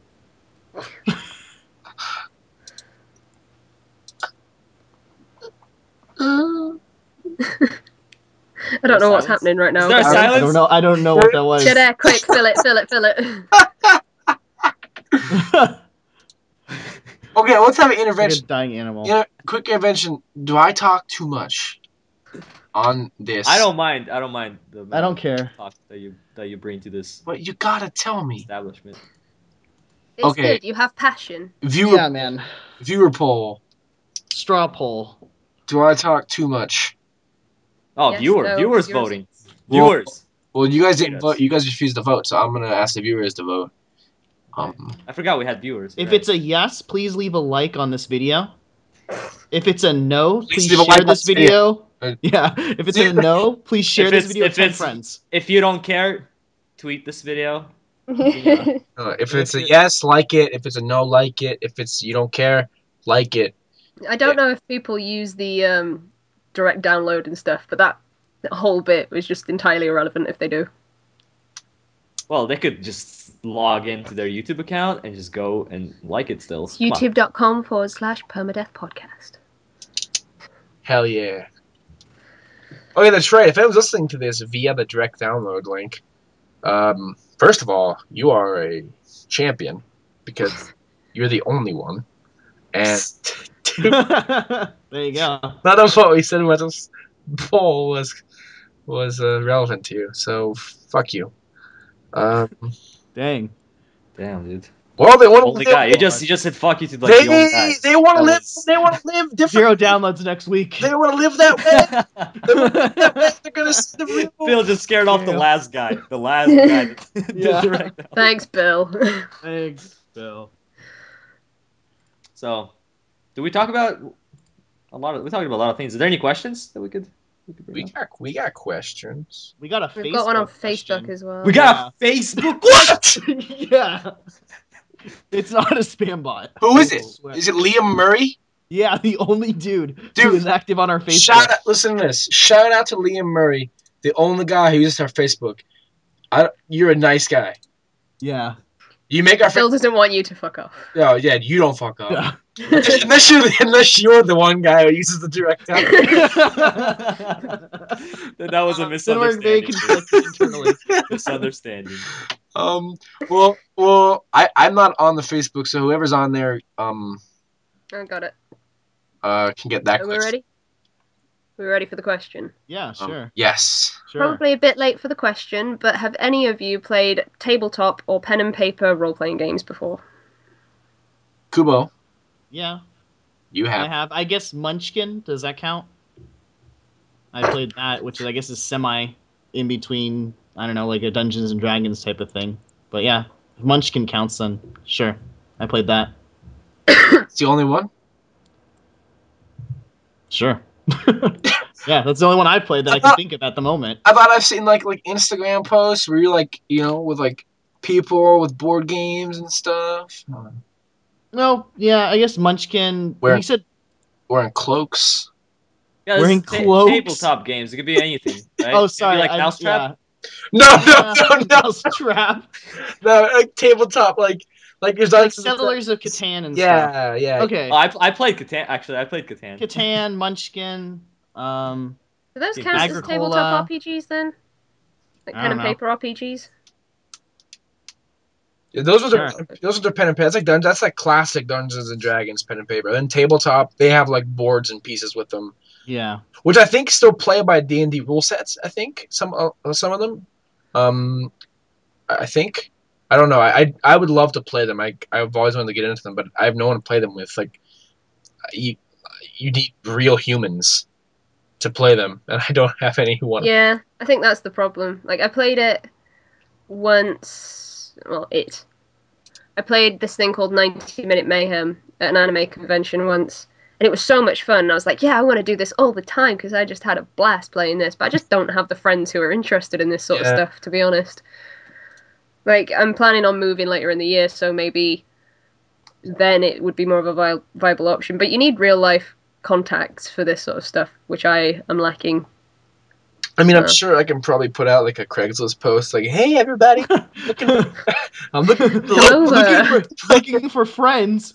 I just need a friend." Because like I'm sure there are other people in this fucking city who want to play Dungeons and Dragons. Like it can't be just me. Isn't there like a game shop in your city or something? Just go there and look around or something. I don't know. There was right down the street from me. There was like a mom and pop store, or like fucking GameStop. No, like a mom and pop. You're talking like place, Games Workshop. Yeah, like those type of places. There used to be a place down the street from me called Well of Souls that sold magic cards and comics, and they shut down. Nobody fucking went there. I felt bad for that guy. Like you'd go in there to buy a comic or something, and it would just be him playing Magic the Gathering with his friend. Like that's all they did.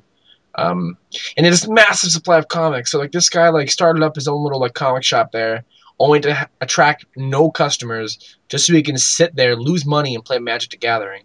I guess hey. There you go. But if that place was still open, like that's probably the only place I could think of where I can go and just like stand there and try to recruit D&D players. Like, hey, like you want to play? Like, fuck. You can actually find like people who do it over Skype actually, which is pretty nuts. I know my friend. I don't know how I'd feel about doing it with strangers though. Like, right. I feel like it'd be a fun experience if you were with your friends and had like in jokes and stuff that you could do and because I bet but the thing is you're so limited because you need like a fucking game master as well, and there are so few of them that are good. I swear. Right. Most of them suck. Yeah. I bet you'd get into like a Skype call with some guy who's like taking it real seriously, and he actually goes by Leonidas at the supermarket, and like, this fucking Skype call, and like you do one thing wrong. It was my first time playing, and you don't put your character from Skype, and he's like, "You're gone." And like, he hangs up the Skype calling you. You're banished, and he kicks you off. I think it would be really fun to do. I know. Is both Yokurama and Ebbie gone now? Yeah, I think so. We're the only ones left, buddy. Only ones doing the right thing. Last men standing. Yeah, man. There's a podcast by Dan Harmon, the guy who created Community and Rick and Morty and Adult Swim, and the last segment of every episode of his podcast is a continuous game of Dungeons and Dragons. Nice. And it's really funny. Like they have a really good dungeon master. The guy, one of their friends, is a dungeon master, and the storyline they have going. I mean, it's very funny. Like it's not like super serious, but it's just so fun to listen to, and like it makes me really want to play Dungeons and Dragons with people. So I mean, like I wouldn't mind trying it with like you guys. Like, do you have to see the person to do it? No, not necessarily. I mean, it helps a lot, but you don't have to, you know. Well, I'll buy premium Skype. I won't play Dungeons and Dragons. Right. But I'd love to try it though. But to answer your question, I have never played tabletop or D&D, and obviously Yokurama said he played Satan, and I know it's Catan or Catan. What the fuck? What is it? Catan. Settlers of Catan. Yeah. So yeah, Settlers of Satan, and Abby hasn't. I'm probably the one with the Well, I most kind of have. experience. Oh, she's back. I used to play like once a week, but we've all gotten busy and stuff like that. And Yeah. I want board game friends. It's so like crazy the stuff that you can do though, because if you build a character to have certain things, we had this like setup where there was a car shop and we needed to get into this bank. So I broke into the car shop and I turned like a couple of the cars into a mech and I tried to break through the bank wall and I had terrible luck and it was endearing, I suppose. Well, that sounds fun. It's great. I had a lot of fun playing it, but I've never done it since. And I would love to, so thanks real life friends for not being into the same stuff as me, I suppose. Yeah, thanks for being lame, real life friends. thanks, real life friends, for being awesome. There's 2 questions here from Neo Ace. Yeah. The one of them, the first one, I don't know. I don't have an answer for it. Well, we can skip one question an episode, apparently, right? Oh well, no. Each person can pass on an answer. That's Okay. That's stupid. I'll ask anyway, because maybe you guys might have. Which game did you guys complete 100%, and how long did it take? I've never 100%ed a fucking game in my life. What? Of course you I haven't. guess- Why am I even surprised? Yeah, that's not Well, shocking. Well, I mean, I've beaten games, but like I've always been like to get 100% in a lot of games, there's collectibles and things like that, and Right. like that kind of 100%ing I've never done. Like I just don't. After I beat the storyline of a game, usually I just don't go back to collect things that don't really do anything for me. But I've done it with Saints Row 3 and Saints Row 4. And it probably took like 30 hours each. But that was just because I was having fun playing it, so I was like, okay, I guess I can go and find all the collectibles and do all the gang missions and whatever. So wait, this is yeah. I 100%ed Far Cry 3. Never mind, I'm kidding. I did. Okay. I think for me it's Vice City. I remember Vice City when I was a kid just because I was having a lot of fun with that game. I've 100% into that, so that's all I can think of right now. I did Far Cry 3 because I was just fucking... What the hell was that? What? That wasn't me. That was a moped going outside my bedroom. And Europeans. Yeah, Far Cry 3, I 100%ed it reluctantly because I love that game, but I got to a point where I was just sick of doing the side stuff. But like, I couldn't stand opening up my map and seeing the stuff on there. Like, yeah. Like I have to do those because I would just feel like I didn't actually play the game if I don't have that section of the map cleared off. So I had to go do that, and I got burnt out on that game after a certain amount of time. I don't regret playing it, but 100% in that game. It's a pretty satisfying feeling though when you look at your map and you're like, oh, look at how clean that is. Yeah, I did it. I feel like I should 100% more games, and I think I probably did with Sleeping Dogs as well, actually. I don't remember how long I spent playing on Sleeping Dogs, but I think I did. No, wait, I got like most of the stuff done on Sleeping Dogs, maybe like 90%.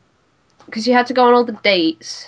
Yeah, I didn't do any of those, so I didn't know. But I did a lot of the like others. I did all like the drug bust things. The drug bust was stupid though. Yeah, they It's like go to a place, tap the camera, now pick the guy in the suit. Don't know which one that is. Here's an arrow above his head. They got really boring and repetitive.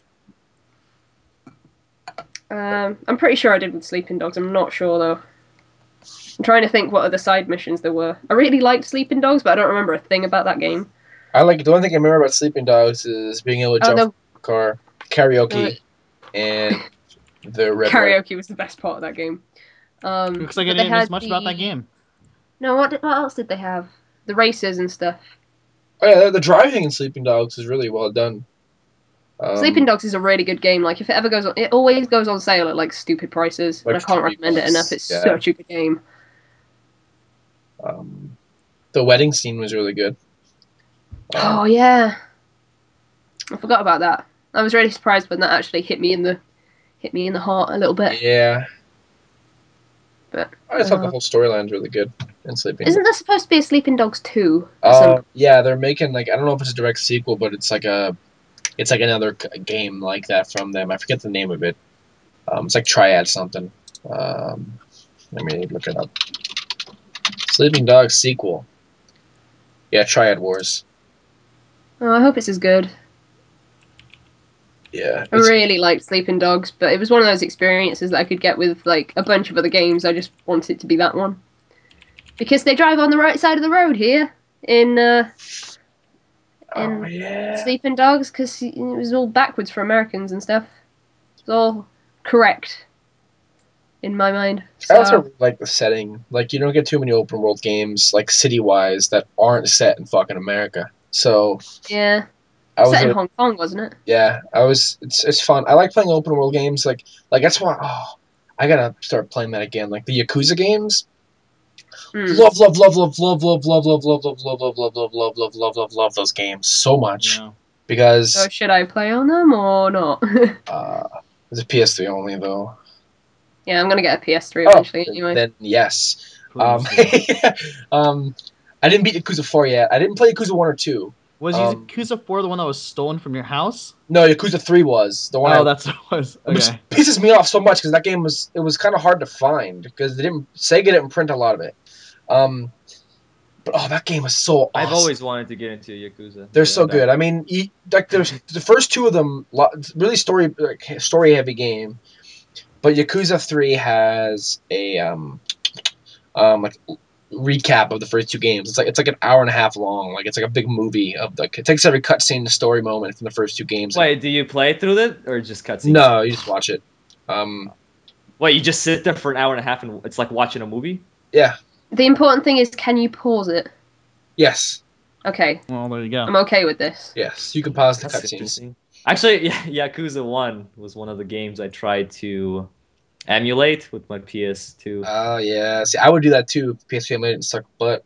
But you can see episode 1 for that. Interesting. But that's what question are we on? That's what I mean though. Like that's why I like Sleeping Dogs because the open world was so foreign, and in Yakuza you're walking around Japan, and I mean obviously a lot of the citizens are heavily exaggerated, like stereotypes of like Japanese people, but it's so funny. It is so fun to walk around those instead of walking around fucking America. Not that I have anything against walking around America. Grand Theft Auto 5 is a good game, but. It's nice for variety, I suppose. Yeah, I like exploring an open world that I'm not familiar with. But yeah, the question, Yokurama, was which game did you guys complete 100%? I completed. And how long did it take? The Spyro games for the PS1. Pretty much any game that I got really into that has like you have to collect these gems or these coins or. I really have fun with those. So like the Sly Cooper games, I probably like 100%ed a lot more games when I was younger because I had a lot fewer games. So like Mario 64 got 120 stars on that. What other sort of stuff? I've 100%ed probably Fire Red. Is it Fire Red? Yeah, I completed the Pokemon. Yeah, the early Pokemon games. It's a bit more difficult to do that now. Less so with Pokemon Bank, but still quite difficult. A million Pokemon, shit.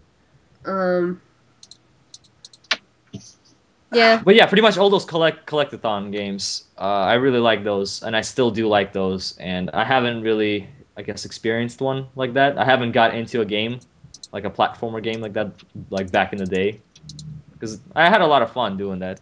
I remember like you actually get like special features and stuff once you actually do complete it. It was kind of cool.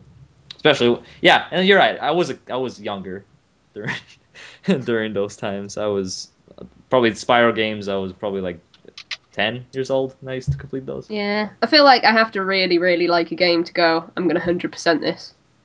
Yeah, for sure. It's a little different now. I think Sly Cooper would be probably the most recent one that I 100%ed. I even got like a platinum trophy in Oh baby. For PS3, man. Oh snaps! Put that on a resume. I know, platinum. My one and only Actually, I have another platinum trophy now for Walking Dead. I guess I 100% of Walking Dead. Even though I guess everybody 100% is Walking Dead because you just get a platinum trophy for beating the freaking game. It's weird. It's the easiest platinum trophy ever. Yeah, what do you guys think about trophies? You ever go for achievements just because they're there? No, Never. I do sometimes, I do sometimes with games because, like, what's a good example? Fallout 3, probably. It says you can't get this achievement until you've got this, you've done this quest, and I'm like, oh, I wonder how I do that quest. And then I'll find it and I'll do it, because it just adds a little bit more to it. Yeah. For games like Fallout, because they aren't like, shoot 100 people in the head with a gun. Or, Yeah. you know, the stupid ones. Yeah, 100 headshots. Yeah, I don't hate the idea of achievements. I actually really like that they're there. Like, but the thing is like, a lot of them, like some games have a lot of them. I think it'd be different if like I didn't have 50 fucking games to play, and like if I was like, if I had achievements back in the like when I was a kid, and I would buy one game, and that was my one game for a long time. Like you would 100% it. I beat Threads of Fate, a game nobody fucking played on PS1 by SquareSoft, like 1,500 times because I saved up for that game. It was $50 back then. I saved up for that game and bought it, and that was it. Like I didn't have enough money to buy another fucking game. Like there was no Steam sales for me back then. I didn't buy like 50. So like if there were achievements for Threads of Fate, I would have had them all because I would have tried to get them all. But now I just don't do it. Like if you ever see me with a lot of achievements for a game, it's because they just happened. But I kind of, a lot of times achievements are really easy to get. I kind of want to though. Like the more I think about it, I'm thinking to myself like, okay, some people complain about the length of games, but there's like 50 achievements and they didn't do any of them, which adds tons of replayability to the game. That's why I like that they exist though, because they give you the option if you want to try things in the game you might not have tried otherwise, like a different kind of play style. Like do this by sneaking. I mean, this is just a bare bones example, but it forces you to play the game differently. So I definitely like them. I got them all in Oblivion, I think. The Fallout achievements were actually really similar to that sort of thing because you'd have to get to certain levels with different levels of karma. So you'd have to get to level 5, I think, with bad, good, and neutral karma, and then level 15 with the same, and then level 30 with the same. I actually don't like that. Because what if you... It's super exploitable because you can go, well, I've got a save there from level 4, so I'll just go and steal a bunch of shit and level up. And then that gives you the achievement. Huh. Okay. So... That does... Yeah, but I hate it in games. I think last time I actually tried to go for all achievements was God of War, the first God of War game on that HD remastered, whatever, for the PS3. And that was a while ago. That was years ago. Did you have fun doing it?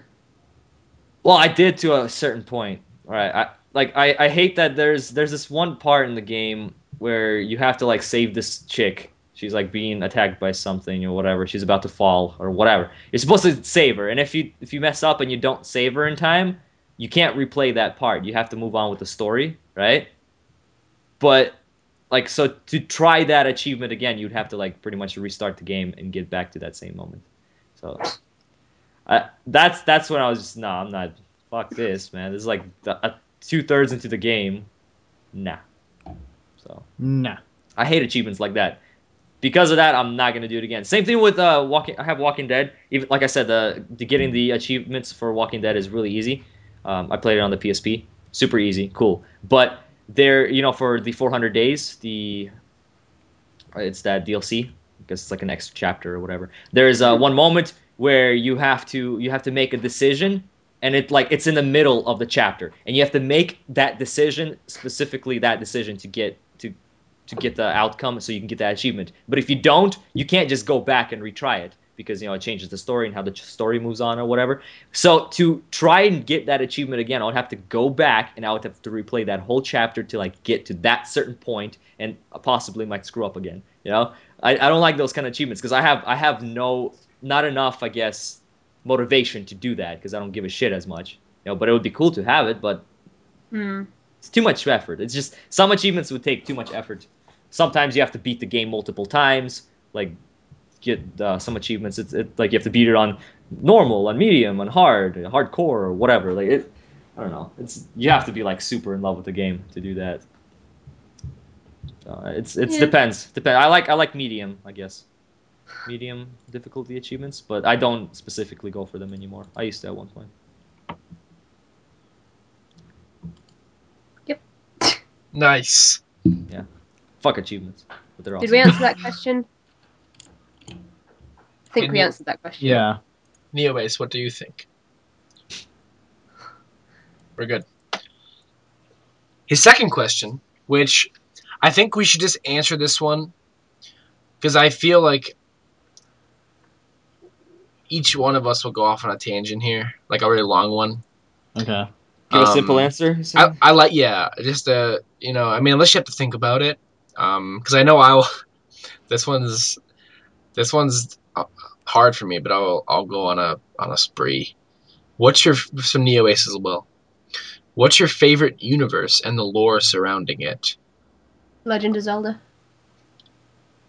Nice. There you go. I really like League of Legends lore. That's what That's an answer I didn't expect, but it does. All right then. It does. Every time there's like a little clip coming out or a little like CG movie, I'm like, oh my gosh, this is like the best shit ever. You know, I really like the lore. I've read all the back stories, and I like when they release like mini comics. You know, like sometimes you would like log in and there's like a comic book and it's this interactive comic. I really like that stuff. It's good stuff. So League of Legends, that's one of my favorite. I can't say it's like my number one favorite because I would have, if I thought about it, I might think of something else, but that's like the first thing that popped to mind. Yeah. Cool. World of Warcraft for me, or just Warcraft universe in general. It's the only one I've kind of cared about. It's a good one. Most of the time, I just like skip over it. I really don't care. I just want to get to the game. But Warcraft. I feel like mine's a super generic answer, man. It is. Oh. Wow. Well, no, Zelda has a really... Zelda has a great universe. Yeah, it's. I was so excited when they released the official timeline. Like that I hear has holes in it. Like new games. Huh? Have you seen the timeline? I haven't. I've seen a picture of somebody describing the timeline. So yeah. I suppose that's good enough. But I hear like you know that book? Hyrule Historia. Yeah, I hear that has like a lot of like contradictions in it. Like contradictions. Don't ruin it. I haven't bought the book yet. I've just seen the timeline. I have the book's book. Really expensive. I have the digital copy of the book. If you get a Wii U, you can have it. Thanks. I still have the code that I didn't activate. So buy a Wii U. Telling me my generic answer is generic. Go and read that instead. Go on. Oh. I know what I want to know. I think it's just because like I read all the manga and I was like, yeah, Zelda. Is that any good? I like Zelda. Yeah, it's pretty good. Yeah, if you've played the games, if you haven't played the games, then probably not. Yeah, I've played the games that I wanted to play. At this point. Bill, what's your answer? Mass Effect. Mass Effect. Mass Effect still, regardless of ending opinion, just left such a mark on me. Spending so much time in that universe. It's just... That does have a massive universe. I love Mass Effect so much. There's so much lore behind everything, too. It's just so fucking cool. I love it. I should get into Mass Effect at some point. It's so good. Oh, God. I have all the games. I don't know why I haven't. The trilogy was just $15 on Origin the other day. I almost rebought it for PC. Oh, do you have to buy it through Origin? It registers on Origin. I think it was on like Green Man Gaming or one of those sites or something, and it registers on Origin because Mass Effect 3 and 2, I think, are Origin only. I have Mass Effect 2 on Steam, but why? Oh wait! Mass Effect 3 is Origin only. That's right. One of them wasn't released on Steam. It was Mass Effect 3. I'm just saying out of principle. Fuck that. I'll buy them on Xbox. But yeah, the only Mass Effect 1 and 2 are on Steam. That's the two that I have. They have the trilogy edition on Xbox too in one big box. If I ever see it cheap enough, I'll be like, yeah, I'll definitely do it. I love that game. You know, I was sitting there thinking about my answer. Like, is it going to be Elder Scrolls?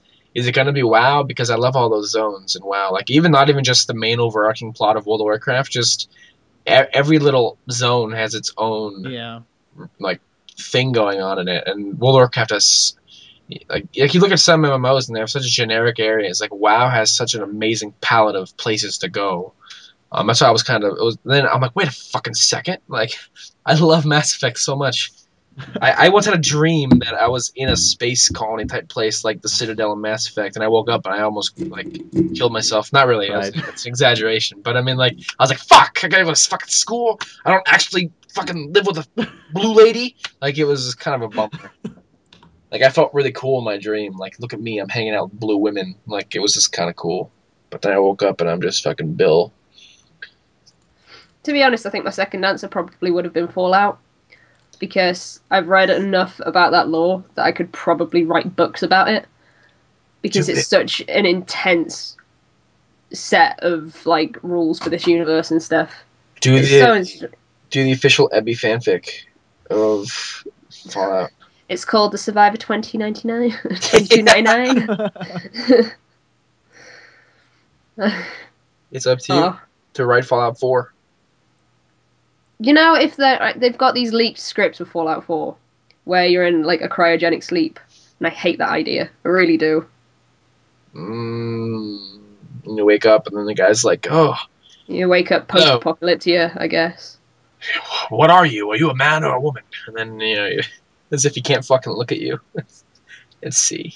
It was clever in New Vegas the way it did it, because it just went, did I put anything wrong when I put your face back together after you got shot in the face? That was a good one. I mean, I kind of liked a little workaround in Fallout 3 too, a little like see the future, like here's what Neil and me say, here's what you're gonna look like in the future, and you make it. That was really strange. Like, okay. You know what's funny? In Fallout 3, when you leave the vault, you're 18 years old, right? 19. 19. You're 19. So, like, I've seen people make characters with, like, big gray beard and stuff, and, like, gray hair.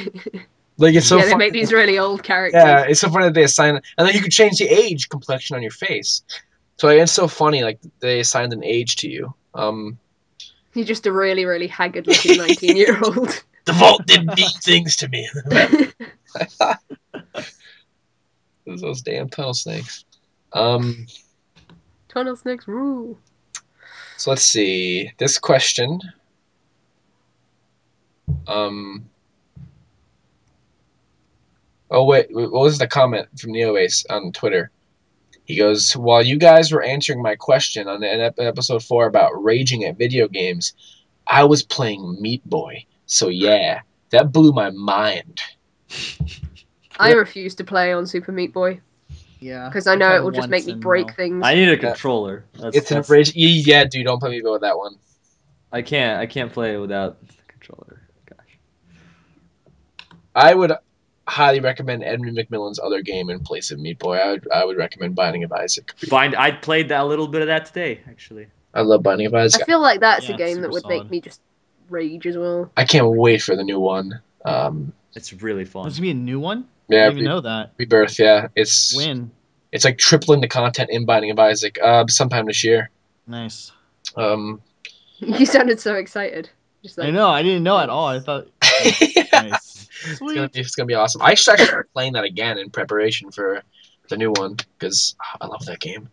I played and I died really fast today. I was just like, yeah. Yeah, this question comes from Miana. She asks, "What is our favorite indie game?" I'm trying to think. That's a tough me too. one, man. I'm trying to think because no. I've played a lot of them. I got my answer. Go. Terraria. Oh, that's a good answer. There's a lot of That is my answer. That's a good answer. I know it's kind of cheap because Terraria is a big game. It's one of the top ones, but I didn't want to give it a shot for a long time, and then I finally did because I was like, oh, this is a 2D Minecraft. But when I finally did, I enjoyed the hell out of it, and I played it nonstop, and I probably have the most, I guess, good memories from it when it comes to that. And plus, I played a lot with friends, so it's kind of multiplayer. I don't know. Minecraft would probably be up there as well, even though that's like the biggest. Like, hey man, it's a good game. Top out answer. I'm torn between picking one of my favorite games or picking a game from someone who follows me on Twitter who might listen to the podcast at some point. I have like 3 indie developers who follow me on Twitter. So I've got Mike Bithell following me, who made Thomas Was Alone. I've got Terry Kavanagh following me, who made Super Hexagon and VVVVV. Terry Kavanagh, if you're listening to this, Terry Kavanagh. Hexagon. Terry Kavanagh, your game Super Hexagon has kept me busy on the toilet. Thank you. We got very drunk together at a convention once. It was quite fun. And one of my friends, Richard Perrin, is also a game developer. And his new game journal just came out, and I just bought that while we were recording this, so that might be good. But I don't know what my answer would be, because I really like Thomas Was Alone. Like, I don't know if you've ever played. I actually did play a little bit of it. I played. I love that game. Jumping around as like sticks.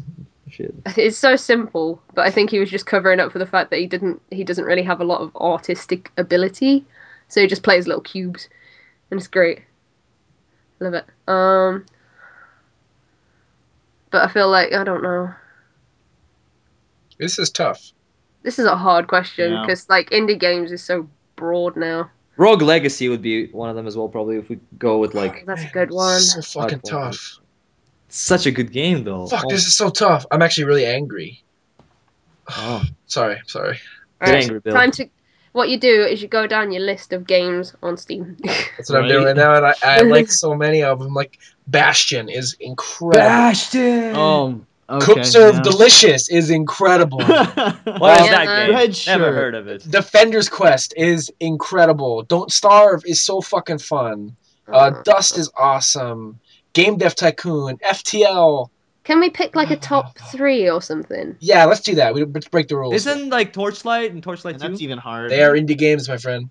Path Yep. of Exile, technically, too. I was right? gonna say I was actually gonna pick that as my favorite. Path of Exile, Game Dev, Tycoon, Loadout.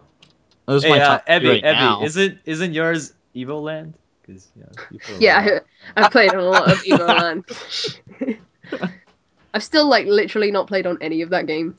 It's but you have stupid. like 200 hours in it or something. Yeah, it glitched out on Steam, so it was just constantly telling me that I was in game in Evo Land, even though I was playing on like Skyrim and stuff. So I have about 200 hours logged in that game that I've never played. So, Oh, awesome sauce. No, awesome knots. Awesome sauce. I called it awesome sauce. I have like 2 of mine, Awesome knots. which is Papers, Please. Good game, really. Nobody plays awesome knots? Oh, I guess. No, I don't. I have it. Yeah, awesome knots is it's like League of Legends, but it's 2D side scroller. It's a 2D So- League of Legends. It's great. Sounds horrible. It's so fun. No, Papers, Please and Little Inferno. I never heard of that one. You've never heard of Little Inferno? I gotta It's see. literally a game where you buy stuff out of a catalogue and set it on fire. Oh my. Try to keep the flame up. Oh You my. got it. You've got it's to like keep your house warm, so you have to burn all this stuff in your Little Inferno furnace, and it's just such a fun game. It's so pointless, and there's no reason to play on it apart from just to have fun. I'm such a pyromaniac as well, so I just love it. I'm trying to think if I've got like a spare key for Little Inferno somewhere, because I might. That sounds like a cool game though. So are we doing top 3?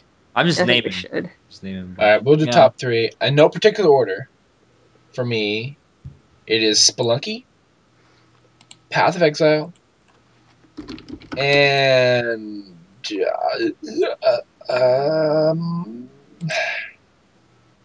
Really? Shit. Guacamole? Fuck no.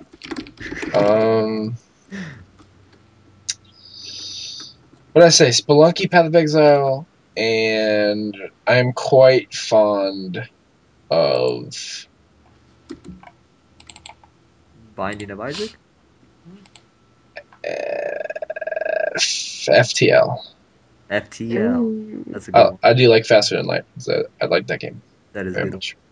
It's so tough though, man, because like there's so many different ideas out there, and like I like all of these different indie games I have for so many different like reasons. And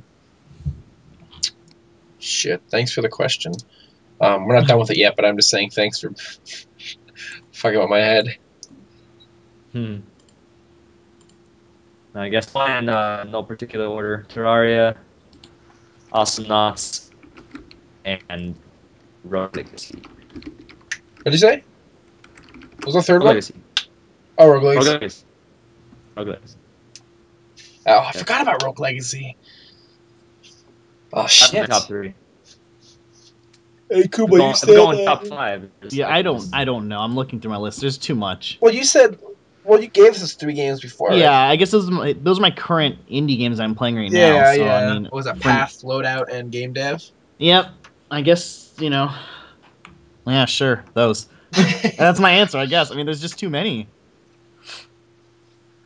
And it's so awesome that all these games I pretty much got for like a few bucks each. It's like exactly. Damn. I can't think of a third one. I'm gonna go with Thomas Was Alone, I think. Don't know. Cool. Yeah, people got it. Yokurama. Mm. Might have a present for you. Oh my god. Do you want Little Inferno? Oh yeah. Oh yeah. I'll play that. Let me find you. I wanna burn things. Yeah, you're gonna burn things, and you're gonna come back next week, and you're gonna be like, "This was pointless but great." I burn things for hours. That sounds like a fun game though. Like just little concept. So to survive, you gotta burn things. Makes sense. There you go. This is great podcast material. I know we're like. Does anyone want Thomas Was Alone? You got like Steam codes? Yeah, I got loads of Steam codes for games that I've never played. Wait, what? No, like Thomas Was Alone. You guys probably have that. I don't have Thomas Was Alone. I had that because. What was that, Bill? I don't have Thomas Was Alone. Do you want Dust? We're just trading games. Do you want Dust and Elysian Tale? I don't know if I have it. Abby, do you have Binding of Isaac? I do. Oh my god. Well, let's trade games when the show's over. Let me see what other questions we got sitting around here on the Twitter. The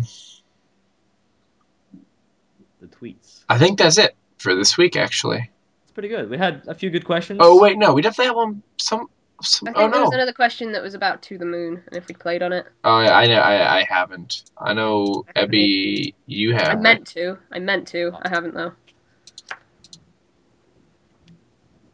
Thank you for the game. No problem. Enjoy it. Come back next podcast and be like, "That was a good game." Good game. I shall play it. Is it a long game? I still haven't finished it, to be honest, because I struggle with platformers, but it's good enough. Sweet. Long enough. It's just what it needs to be. Nice. Good. That's what I like. Alright, well, that's all the questions. Did we just lose steam entirely here because we just want to play games now? Yeah. Yeah. Here you go, Abby. I got you a game back. We're at the I found a game that I had in my thing thing that you didn't have. You have like every single game, Abby. What the heck? Thanks. It's really hard. I like games. Well, now you have one more. Because I have... The thing is, like, sometimes when I see, like, a game that's, like, 90% off, I'll buy, like, multiple copies of it. Yo, where's my game? Alan Wake. Oh my god! Oh, yeah. Ebbie, you're gonna love that fucking game. Oh, I don't know I'm so vulgar about this. You're gonna love that game. That's such a good game. Oh, I beat it in one sitting. I I played that game, like, I started playing at midnight, and I beat it by noon in the morning, and I was just like, oh my god. That is one of my favorite games from last gen. I had struggles actually picking my favorite game from last gen. Like, between, like, Uncharted 2, it was between, like, Uncharted 2, Alan Wake, and the fucking Last of Us. Like, I hold the Alan Wake that high up for me. I love that game. Storyline is so fucking good. It was amazing. And Ebbie, you can now play that game. That's amazing. I like the message that came with it. It just says, BNCXV, some sort of Russian. Yeah, that's yeah, Thank that's you very totally much. Russian. No, that's because I hate that you have to write a message. Like, you just send a game. It's supposed to send a game. I don't want to write a damn message. Yo, Kubo, check your email. Wait, are we like sending? Are you supposed No. Are we good? What is going on? Right. Loadout sent us a code. Whoa. That gives us 2 free items and a free booster because of the Rocky launch week. Okay. Don't activate it yet until you're gonna play, but Okay. We have free loadout on it. Sweet. Actually, I also got that as well. Well, dude, it says the code How do you below. activate it? You go into the game and copy and paste the code in the game. Oh, okay. Cool. Oh, yeah, there it is. All right. Dude, you could it says here that they're giving me a boost of equal or greater value than what I had previously, which means I'm probably gonna get another week of 2 times booster. Aw, snaps. Which is Time to fucking awesome. Mm-hmm. But yeah, I'll probably activate it tonight since Titanfall's over tonight. we should probably end this episode. Yeah, like, totally it seems forgot like that we're doing a podcast. We're like, We just started having a conversation that wasn't really meant for other people. Yeah, everybody. Thank you for listening. If I talk too much, press 5. No, like the video. yeah. Ryan, are you It's like going to? Unless you're that like- one guy. Are you going to Alienate. protest my Yes. method of voting? Yeah, Because let me tell you Yeah. something. you're talking too much. Just stop. Let me tell you something. Mm-hmm. That was such a diva. Fucking. I'm not listening anymore. Mhm. Talk to the hand. I'm not listening. Talk to him, Jigga. Oh god. All right, everybody. Thank you for listening. See you next time. See you next time. Bye. I hope you like everything we do. Goodbye. And our new outro. Yeah. Oh, yeah, it's probably playing right now already. Yeah. Oh. Yeah. Thank you again, Ionic Sound. You're a good man. I'll buy you food if I ever see you in real life, which I probably won't, but, you know, you never know. I don't know what you look like, but, you know, see you.